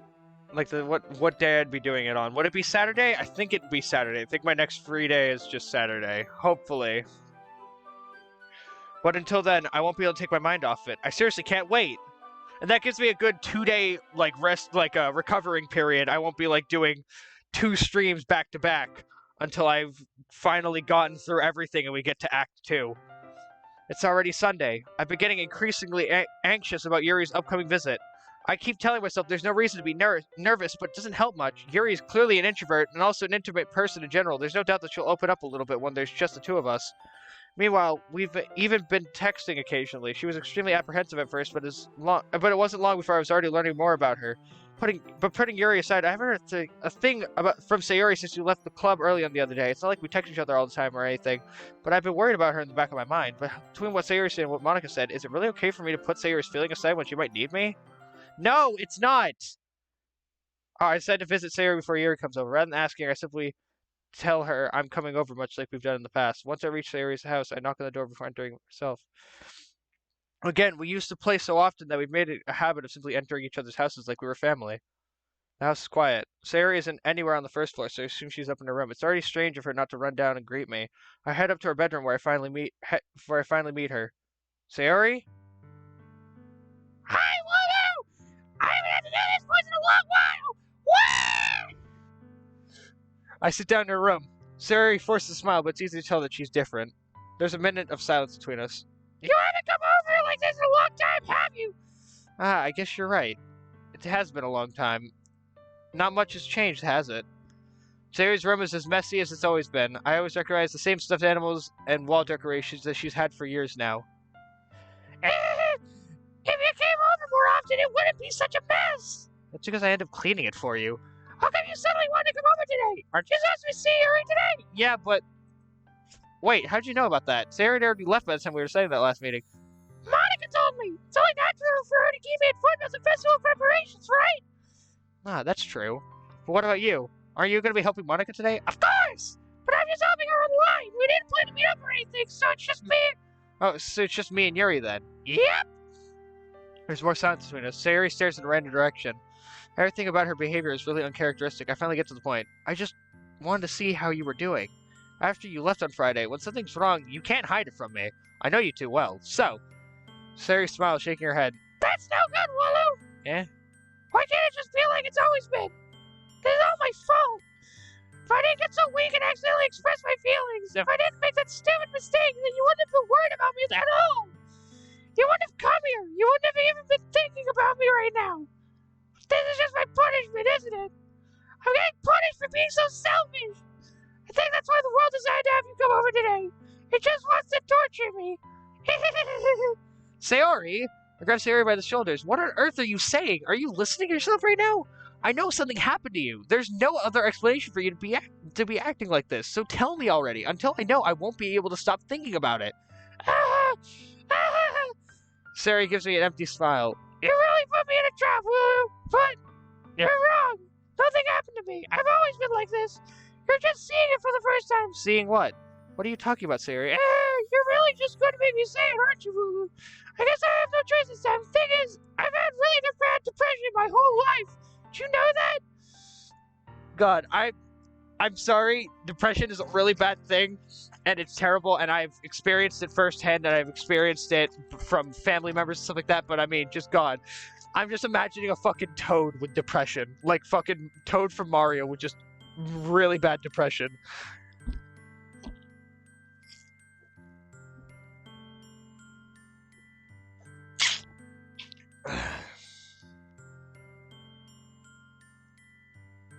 Like, this is just not an accurate voice to be using at the moment, but I'm gonna keep doing it.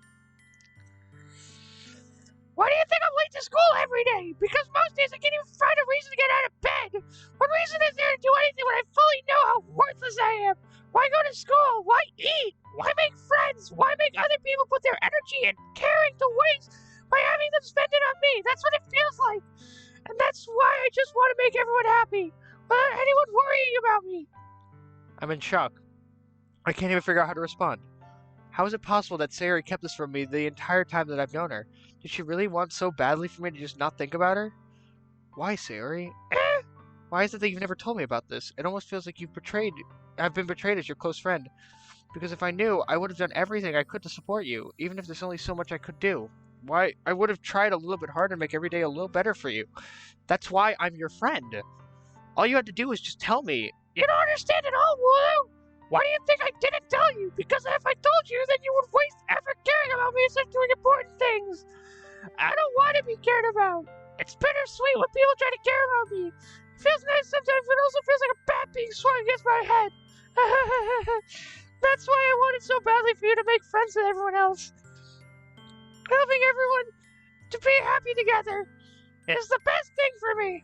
But then I discovered something else too. Seeing you make friends and get closer with everyone else in the club feels like a spear going through my heart. So that's why I decided the world just wants to torture me. Every path leads to nothing but hurt. You're right. I don't understand. I don't understand your feelings at all, Sayori, but I don't need to understand. Whatever it takes for me to help you stop hurting, that's what I'll do. No, Wooloo! There's nothing at all! The only thing that could have helped us is if everything could be like it always was, but I was selfish. I finally showed you what a horrible person I am. I made you join the literature club because I was selfish, and I was punished by my heart hurting in a way that I couldn't understand.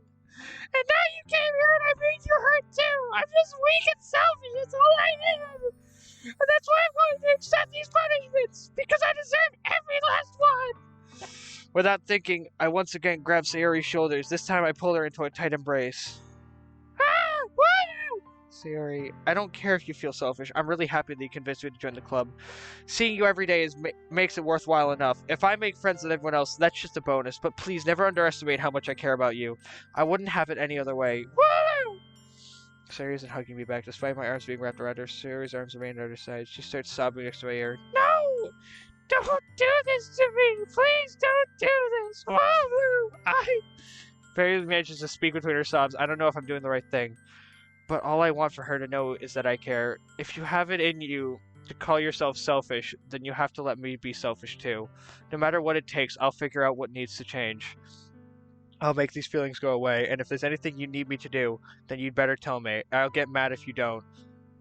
I don't know! Gently, Sayori finally puts her arms around me in return. I don't know anything! It's all really scary. I don't understand any of my feelings, Wooloo. The only time I'm not feeling nothing is when I'm feeling pain, but your hugs are so warm, and that's really scary too. Sayori lets me go. As she does so, I let her go as well. The festival is tomorrow. Yeah, It's gonna be fun, right? yeah. How would you like for me to spend it all with you? It's what I want, I promise. I think that would be nice then. Yeah. Sayori wipes her eyes. If I could spend the whole day here, I would. Of all days, this has to be the one where I have other plans. Maybe I should cancel. No, don't! Please don't! If you did that, then I really wouldn't forgive you. But it's almost time for Yuri to meet at my house. At the very least, don't you want to come along and help out? It would be fun. To my surprise, Sherry shakes her head. I'm sorry. I don't know if you would be really good for me today. You understand, right? It's kind of hard for me to fully understand, but I'm trying my hardest. It's okay. Don't worry too much about it. I'll see you tomorrow, okay? Alright. I look forward to it.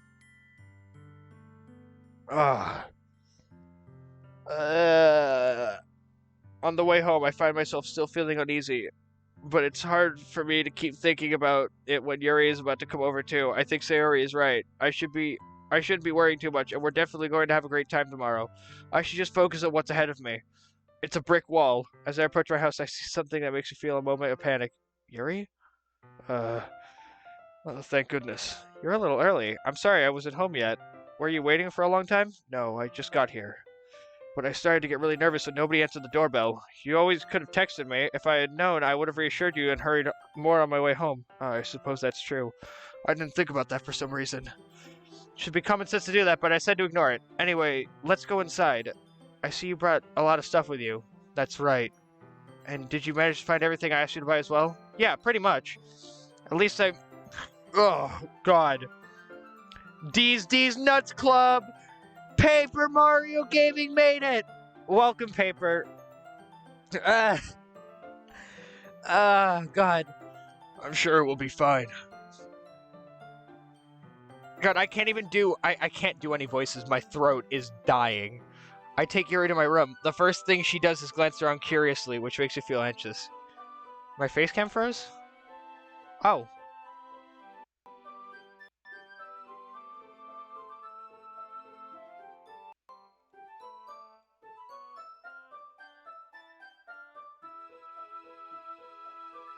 Hold on, give me a moment.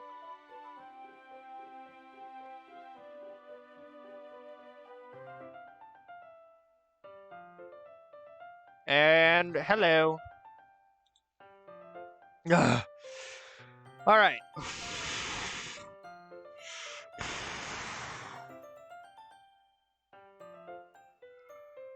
All right.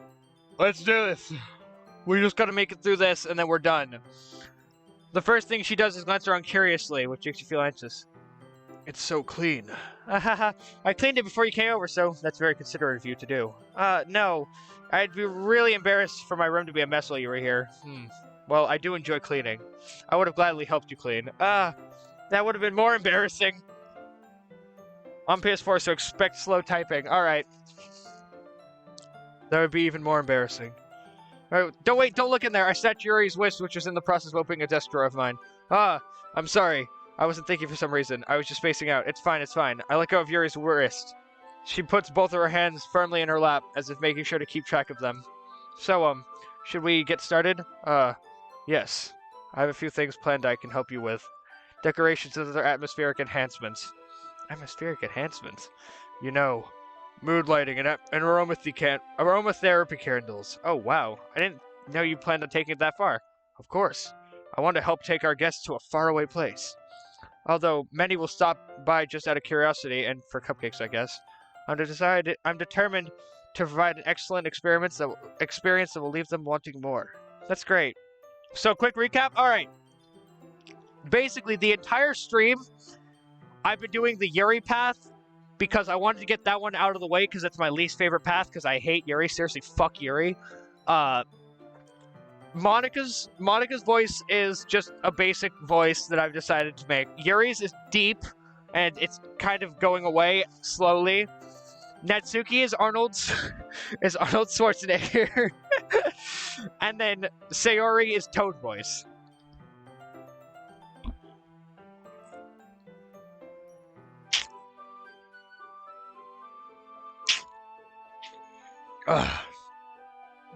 The plan is to finish this path, then before we get to the part where we get the really big spoilers and stuff like that, we stop the stream, and then we're gonna do one of the other girls' path on Wednesday. That's the plan. It's easy to forget that you're so pretty intense. It's easy to forget that you're a pretty intense person. Intense?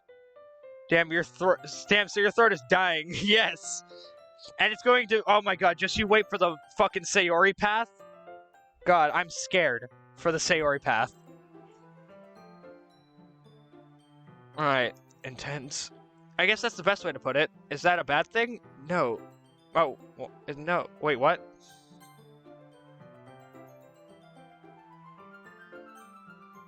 Is that a bad thing? No, not at all. It's something that I like about you, actually. Is that so? It makes me feel relieved and kind of happy. Yeah, no need to be so anxious. You can relax a little. Relax. I brought some things. I brought some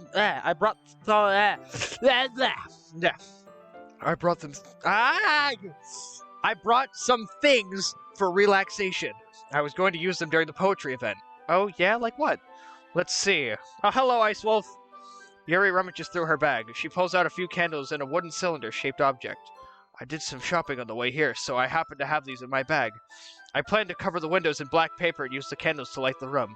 I think that would be amazing, don't you? Yeah, that would be really neat. What's the wooden thing, though? Oh, this? It's a diffuser for essential oils. Is Wooloo cheating on Monica? No, I'm trying to do all the paths just to get them out of the way. So that way, Monica's the only one left.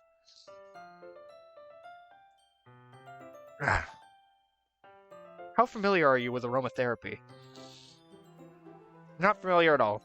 Oh, is that so? It's one of my favorite contributors to a positive atmosphere. No, don't add Monica! No, I'm not cheating on Monica! No, I'm cheating on Toad. Alright. Oh! Another thing.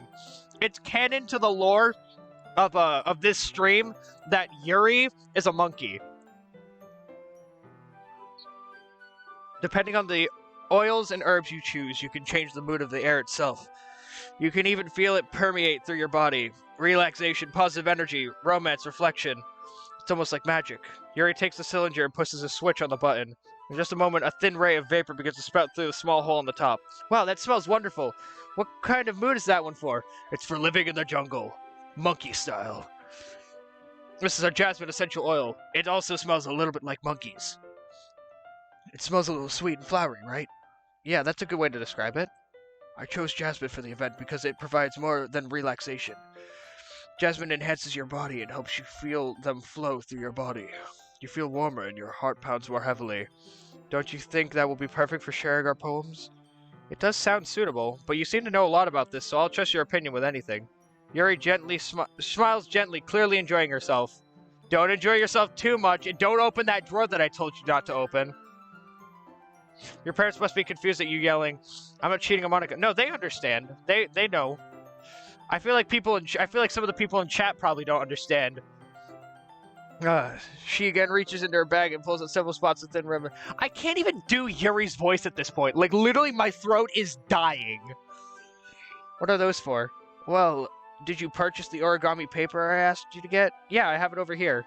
We won't be using the paper for folding origami. What I'd like you to do is write a different word on each paper. We'll need about 100 of them. Oh, yeah? What will those be used for? Well, I'm going to cut pieces of ribbon to hang from the doorway of the classroom. Then we could fasten the paper onto the ribbons to create a doorway curtain. Wouldn't that be beautiful? It would also catch the eyes of those passing by the room. Yuri sounds like an anti-vaxxer talking about oils. That's because Yuri is an anti-vaxxer. They're a monkey who believes in essential oils. It would also catch the eye of those passing by the room.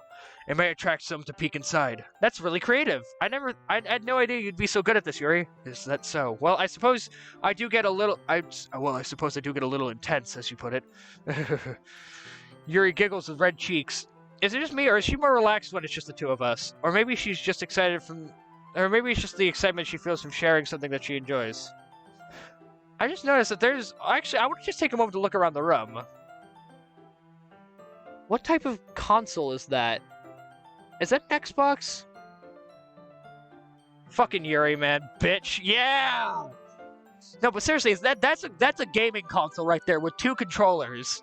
But what console is that? It's not a PS4. It doesn't look like it. Is it an Xbox? And then there's the keyboard right here and the mouse. The 3DO?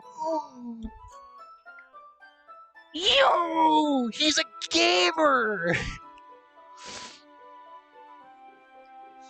Or maybe it's the excitement she feels from sharing something that she enjoys. Here's a marker, Wooloo. You can write any characters you want. I'll help you finish once I finish cutting the ribbons.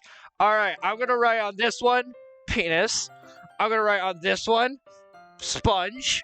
And I'm gonna write on this one, H. Because it's my favorite letter of the alphabet. It stands for heckin' wow. Sitting on the floor together, the two of us get to work. I carefully draw a different character on each paper, doing my best to manage the bad handwriting. This one says, J, because it comes right after H. No, it doesn't. Fuck! This one says I, so I can tell someone hi, or I can tell J that I said hi. I carefully draw a different character on each paper, doing my best to manage the bad handwriting. Yuri unravels a long strand of red ribbon to her desired length. Oh my god! Can I please be done? My throat is killing me. Then she reaches into the bag once more and pulls out a pocket knife. The knife is really beautiful. The silver handle has an intricate pattern of weaving search in it. The blade is gently tilted blue. That's no ordinary pocket knife. It looks really fancy. Well, embarrassed Yuri looks away. What is it? You're going to think it's weird. Yuri, whatever it is, I have no reason to judge. To each their own, you know? If you promise you won't be weirded out. Yeah, I promise. Alright. The thing is, I'm kind of into knives. They're just so pretty. I can't help it. I don't know what it is. The combination of craftsmanship and the feeling of danger, maybe. Oh, what am I saying? Please don't think I'm weird for this. You're laughing at me. No, I'm not laughing at you. It's just funny how nervous you got about sharing. It's an interesting thing to be into, I guess, but I think it kind of suits me. Yeah, it's kind of intense, haha. Besides, it's a really cool looking knife. I can't deny that. It is, isn't it? Yuri relaxes her expression once again. Would you like to hold it? Sure, I'll check it out. Carefully heads to the knife with the handle facing me. I take it and I turn around in my hands. It feels heavy and extremely solid. Where do you even get a knife like this? Curious out of its sharpness, I feel the point of the knife with my index finger. Ow! Wooloo! I don't know why I did that. Wooloo.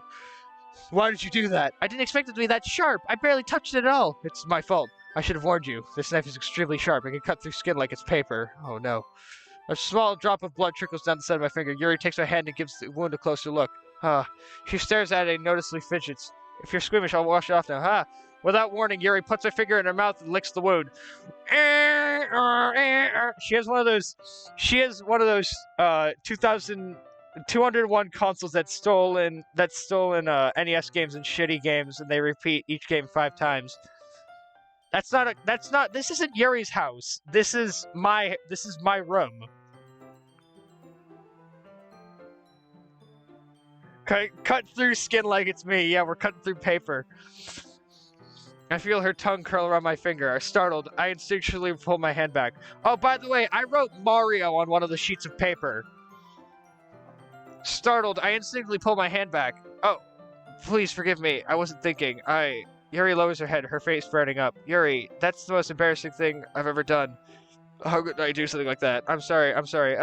Sure, it was a little weird. It took me surprised, but I guess you're just trying to help, right? Yuri, I think you're overreacting a little. She doesn't lift her head. What if she doesn't recover from this for the rest of the afternoon? Alright, you know what? This might be a stupid thing, but I do it anyway. I take Yuri's hand and I lick her index finger in return. Wooloo, did you really just do that? Now we're even.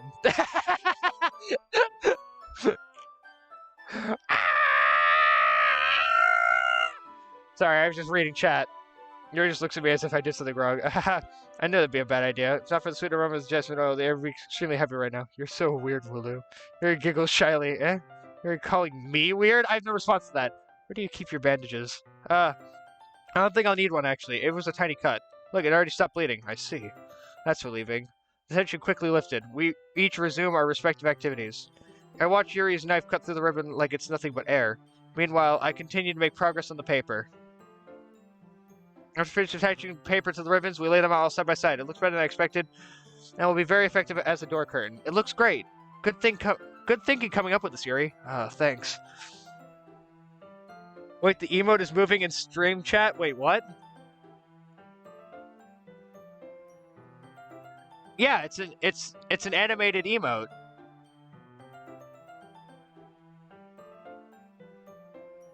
It's an animated emote. What do you mean? It's not moving on here because I have it on phone. I have chat open on my phone, but on Streamlabs it's moving. It's just something I saw online, really. Are you ready to move on to the next task? Yeah, let's do it. What do you have in mind? I'd like to create a banner. That's why I'd asked you to buy the paint tablets. Da monkey! I'm really good at hanging things up onto the ceiling because I can just climb. We'll need about 6 cups of water to put each of the tablets in. Do you mind fetching those for us? Of course not. 6 cups of water. I'll be right back in a minute. Thank you very much. Oh, just a little bit of water is okay. If you fill the cups too much, it'll be too diluted. Those exist? I thought this is stream screen chats only. Nah. Alright, taking Yuri's advice, I decided to use small plastic bathroom cups rather than full-size glasses.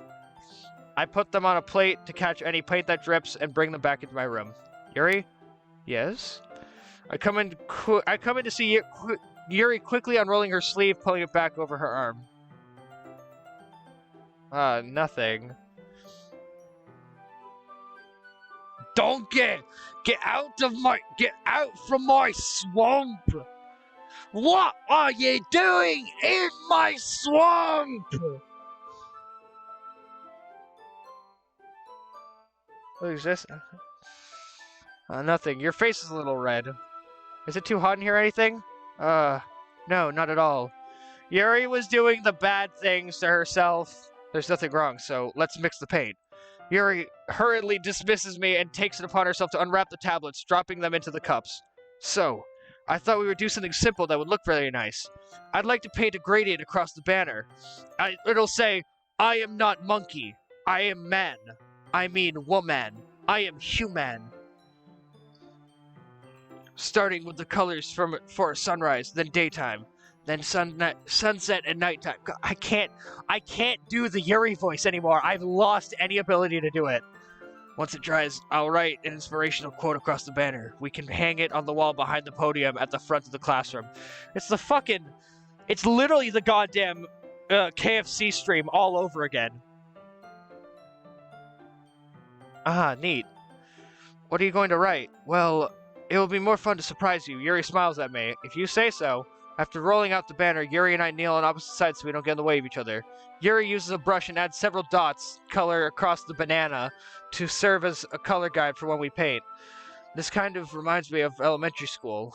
Painting on a banana with the watercolors feels a lot more like an art class project we had back then. It's relaxing. I'm sorry if this feels too childish. No, I didn't mean that at all. It's kind of fun, you know? Yeah.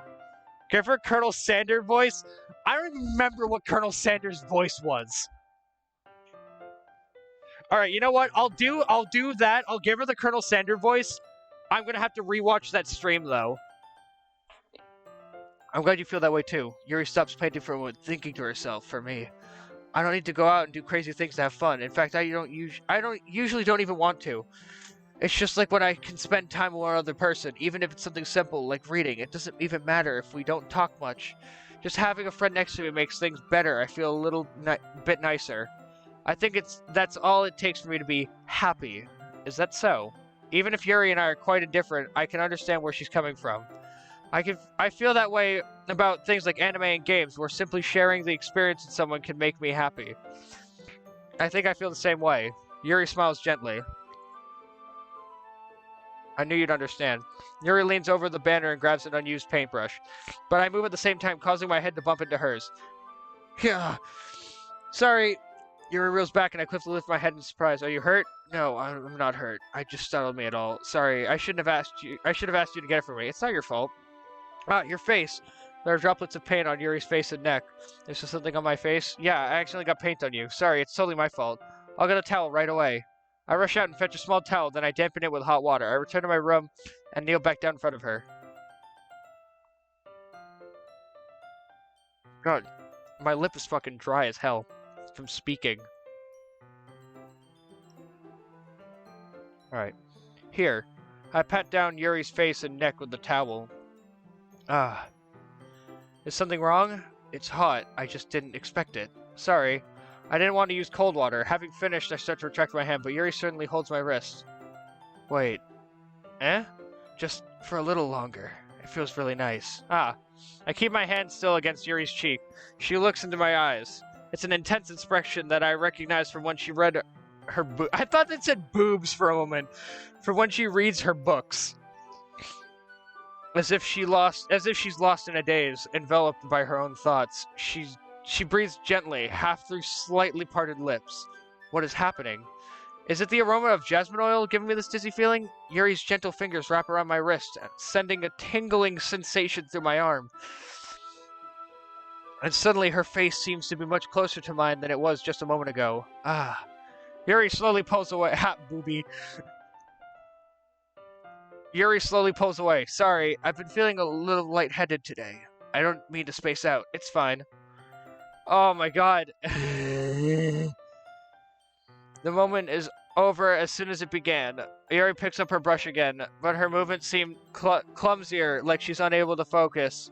I'm not able to focus either, so that's perfectly fine. Oh my god. This is the last of the water. I'm gonna chug it.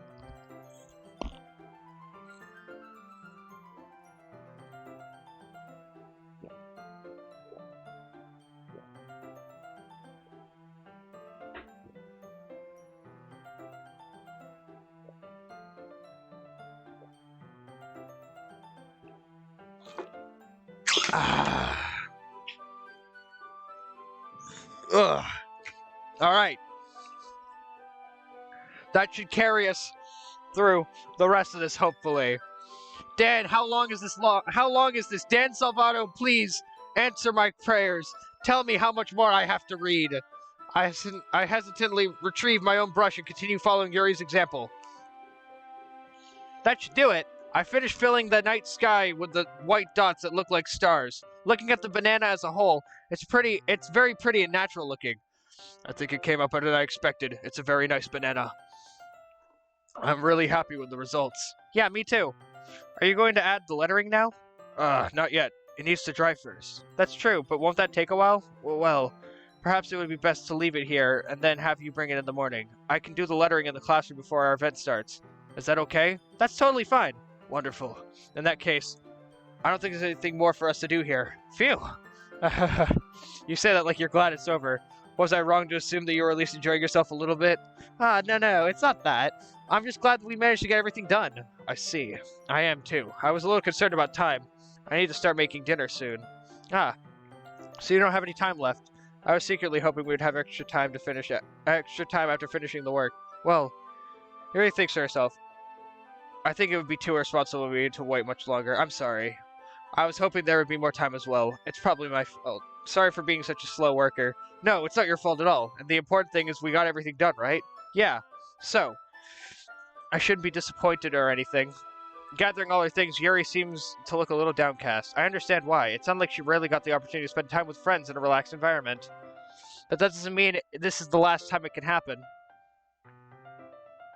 Once Yuri packs up, I walk her outside I walk her out to the front door. Yuri is Nargrit. Nargrit? Nargrit, okay. Thank you very much for having me today. No problem, I'm glad I was able to help. Just let me know if there's anything else you need for me to bring tomorrow. I will. And also sorry for my voice being so raspy. It's just that being a monkey has several side effects, such as having a raspy voice when talking for 3 hours straight. What do you mean 3 hours? Don't worry about it. Well then, Yuri fidgets. I guess I'll see you then. I guess I'll see you tomorrow. Wait! I gotta say that without thinking. About today. It's fine that we didn't have as much time as we wanted, because we can do this again, whenever you want. Come over, you can come over, or we can go out somewhere. I forgot you don't like going out much. I stumble over my words. Yuri simply smiles bashfully. Anyway, you know what I'm trying to say, so you're very thoughtful, Wooloo. Yuri takes a step closer to me, then briefly squeezes my hand. I kinda like that about you. Well, how am I supposed to respond to that? But I don't even get a chance as Yuri suddenly pulls back. Sayori, eh? Ah! Hi, Wooloo! Sayori? Just now, we were... It's okay, Wooloo. I just stopped by to say hi. Well, it's nice to see you. I'm sorry, but I'm already on my way to leave. Really? That's too bad. I'm sorry. But we'll all be together at the festival tomorrow, so that's fine, right? Of course. Sayori beams. Yeah, so I'll see you tomorrow. Clearly embarrassed, Monkey hurries off. Sayori waves goodbye after her. Sayori, I thought you didn't want to come over today. Well, I tried staying in my room, but my imagination was being really mean to me, so I had to come here and see it for myself. See what? What are you talking about? Wooloo plunges into insanity. The stream! You know, how much fun you were having with Yuri, and how close you got to her. It makes me really happy that you've made such good friends. That's all that matters to me. Tears start to fall down Sayori's face. That's all that matters to me. Why am I feeling this way, Wooloo? I'm supposed to be happy for you. Why is it feeling like my heart is splitting in half? It hurts so much. Everything hurts so much. This would be so much better if I could just disappear. Sayori, don't say that. It's true, Wooloo. If I wasn't here, then you wouldn't have to waste your sympathy on me. You would have to put up with me being selfish. Can't wait for the Broadway special. Wooloo plunges into insanity. The musical. Wooloo... Monica was right. I should just... Monica? Monica was right about what? Sayori, what I said before is true. I'm not going to let this continue. Caring about you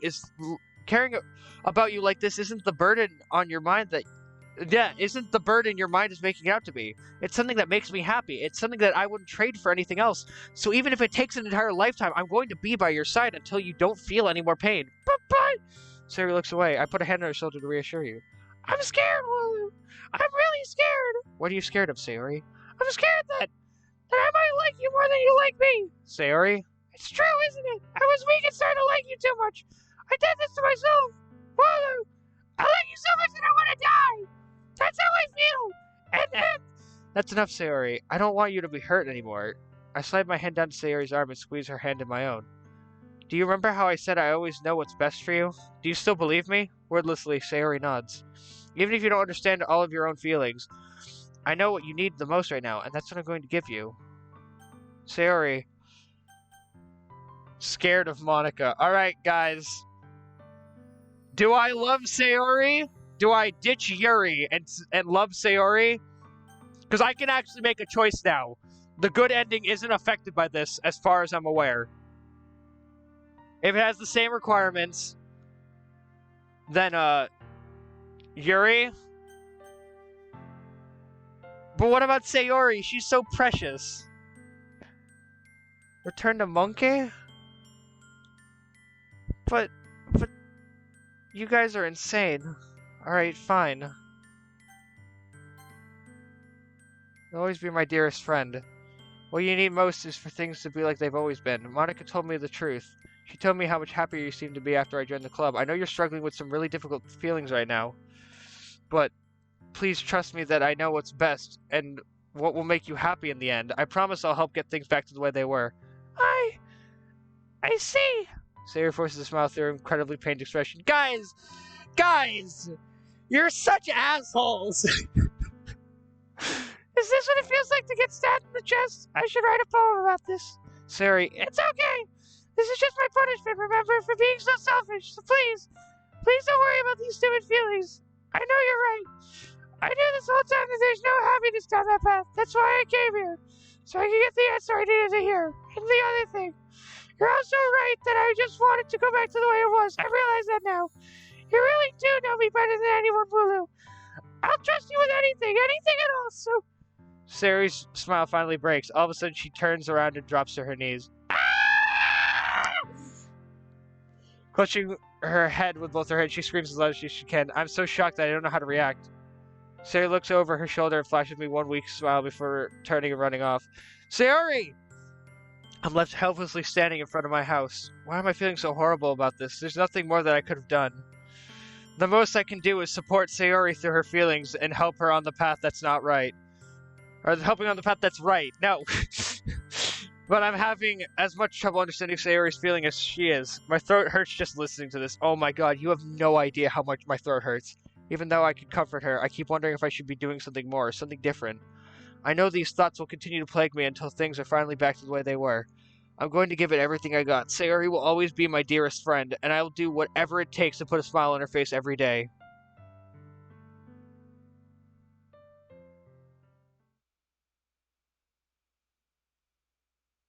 It's the day of the festival. And that's where we're gonna leave it. Thank you for everybody for stopping by, but that's where we're going to end it off. Next time we will pick up with either this route or this route. So, I wonder if actually, hold on.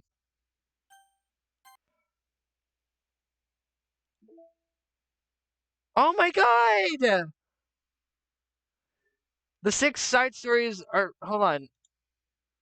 So you can unlock the ones with Sayori by doing different things with Sayori. That's really neat. Oh, I'm so excited for this. Do a little longer and go mute. No, I'm not going mute. That's where I'm ending it off, because if I go any further... Okay, hold on. So we can see poems now.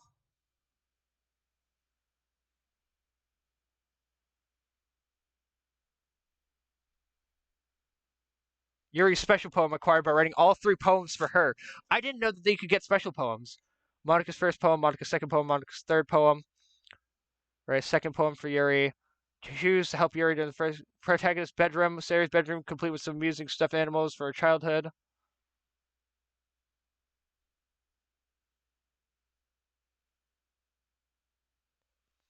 And Act 1, write all 3 poems for Yuri. That's neat! I love this. I love this. This is the thing that I love.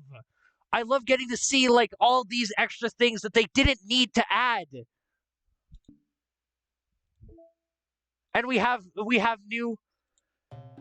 We have new songs available. Oh, I love this. This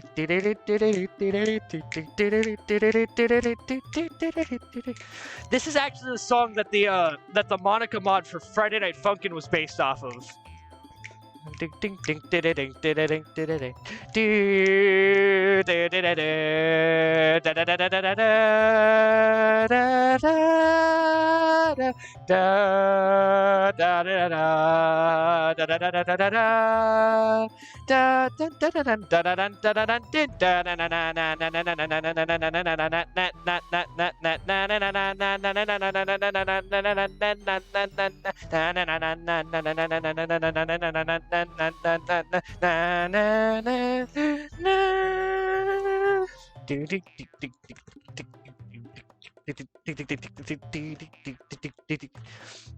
All right, where does DDLC Plus stand? Is this a new game, or it is a new game that you can purchase on Steam for $15, and it has 6 new side stories to the game, which basically add brand new, like, you get to, it's literally double the game's length. It's just side stories that allow you to see how people work, like how these characters get together, like how these characters talk and stuff like that. I don't know if it's a prequel or something like that, but it's basically just showing the relationship between each of the characters with each other. So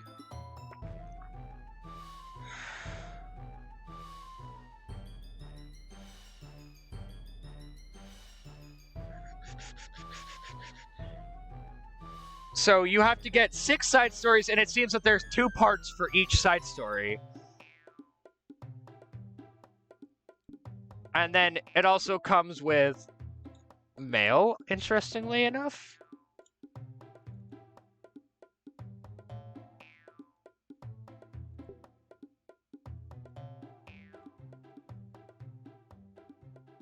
Wait, what? Oh my god, Happy Thoughts is already in here?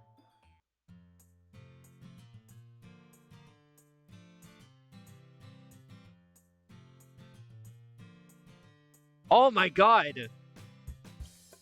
Happy Thoughts is already inside of here. I didn't realize that they put it in that quickly. Also, where scary? Well, this is one of them. Happy Thoughts.png. It's Sayori hanging.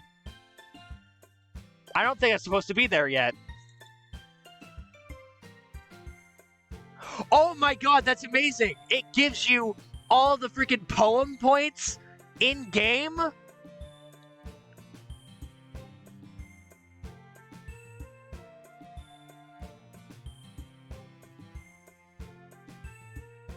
Very interesting.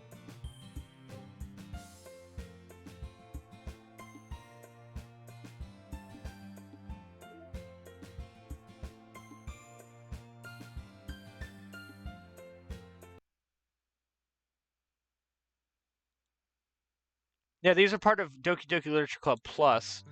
These are all...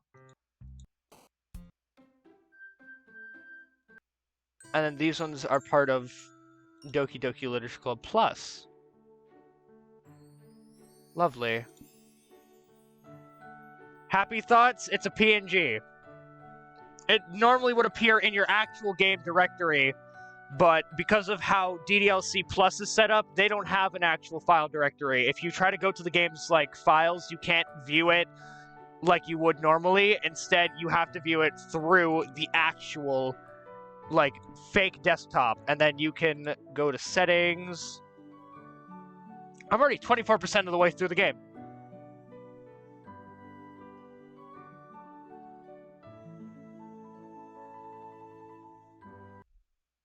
And then you simply quit the game. That's how it works. Isn't that fucking neat? Alright, anyways. Let's do a raid before we hop off. We're gonna do a raid.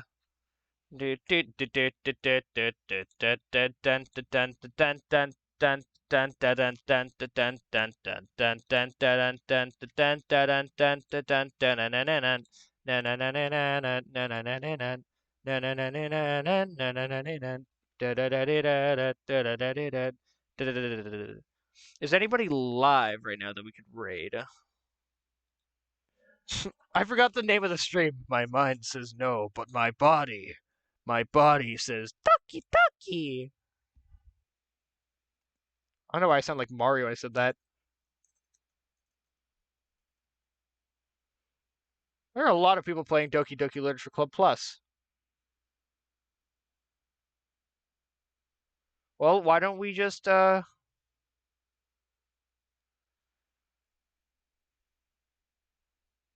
don't know, man. I don't really know if I want to raid another person playing Doki Doki Literature Club Plus.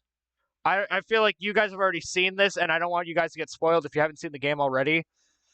It just seems that there's not really anybody else live at the moment, so unfortunately, I think we're just gonna have to skip the raid this time. So, I just noticed that we went down a follower at some point. Someone unfollowed us. That's unfortunate. Alright. Well, anyways, thank you all so much for watching, and I hope to see you all Wednesday when we continue Doki Doki Literature Club Plus. If you haven't already and you want to be notified whenever I go live, be sure to join the Discord using the link I just put in chat. I also have a Twitter if you want to follow me on there. And that's about it. I will see you all Wednesday then. Or maybe I will see you guys in the Discord chat. I talk there quite often. Goodbye.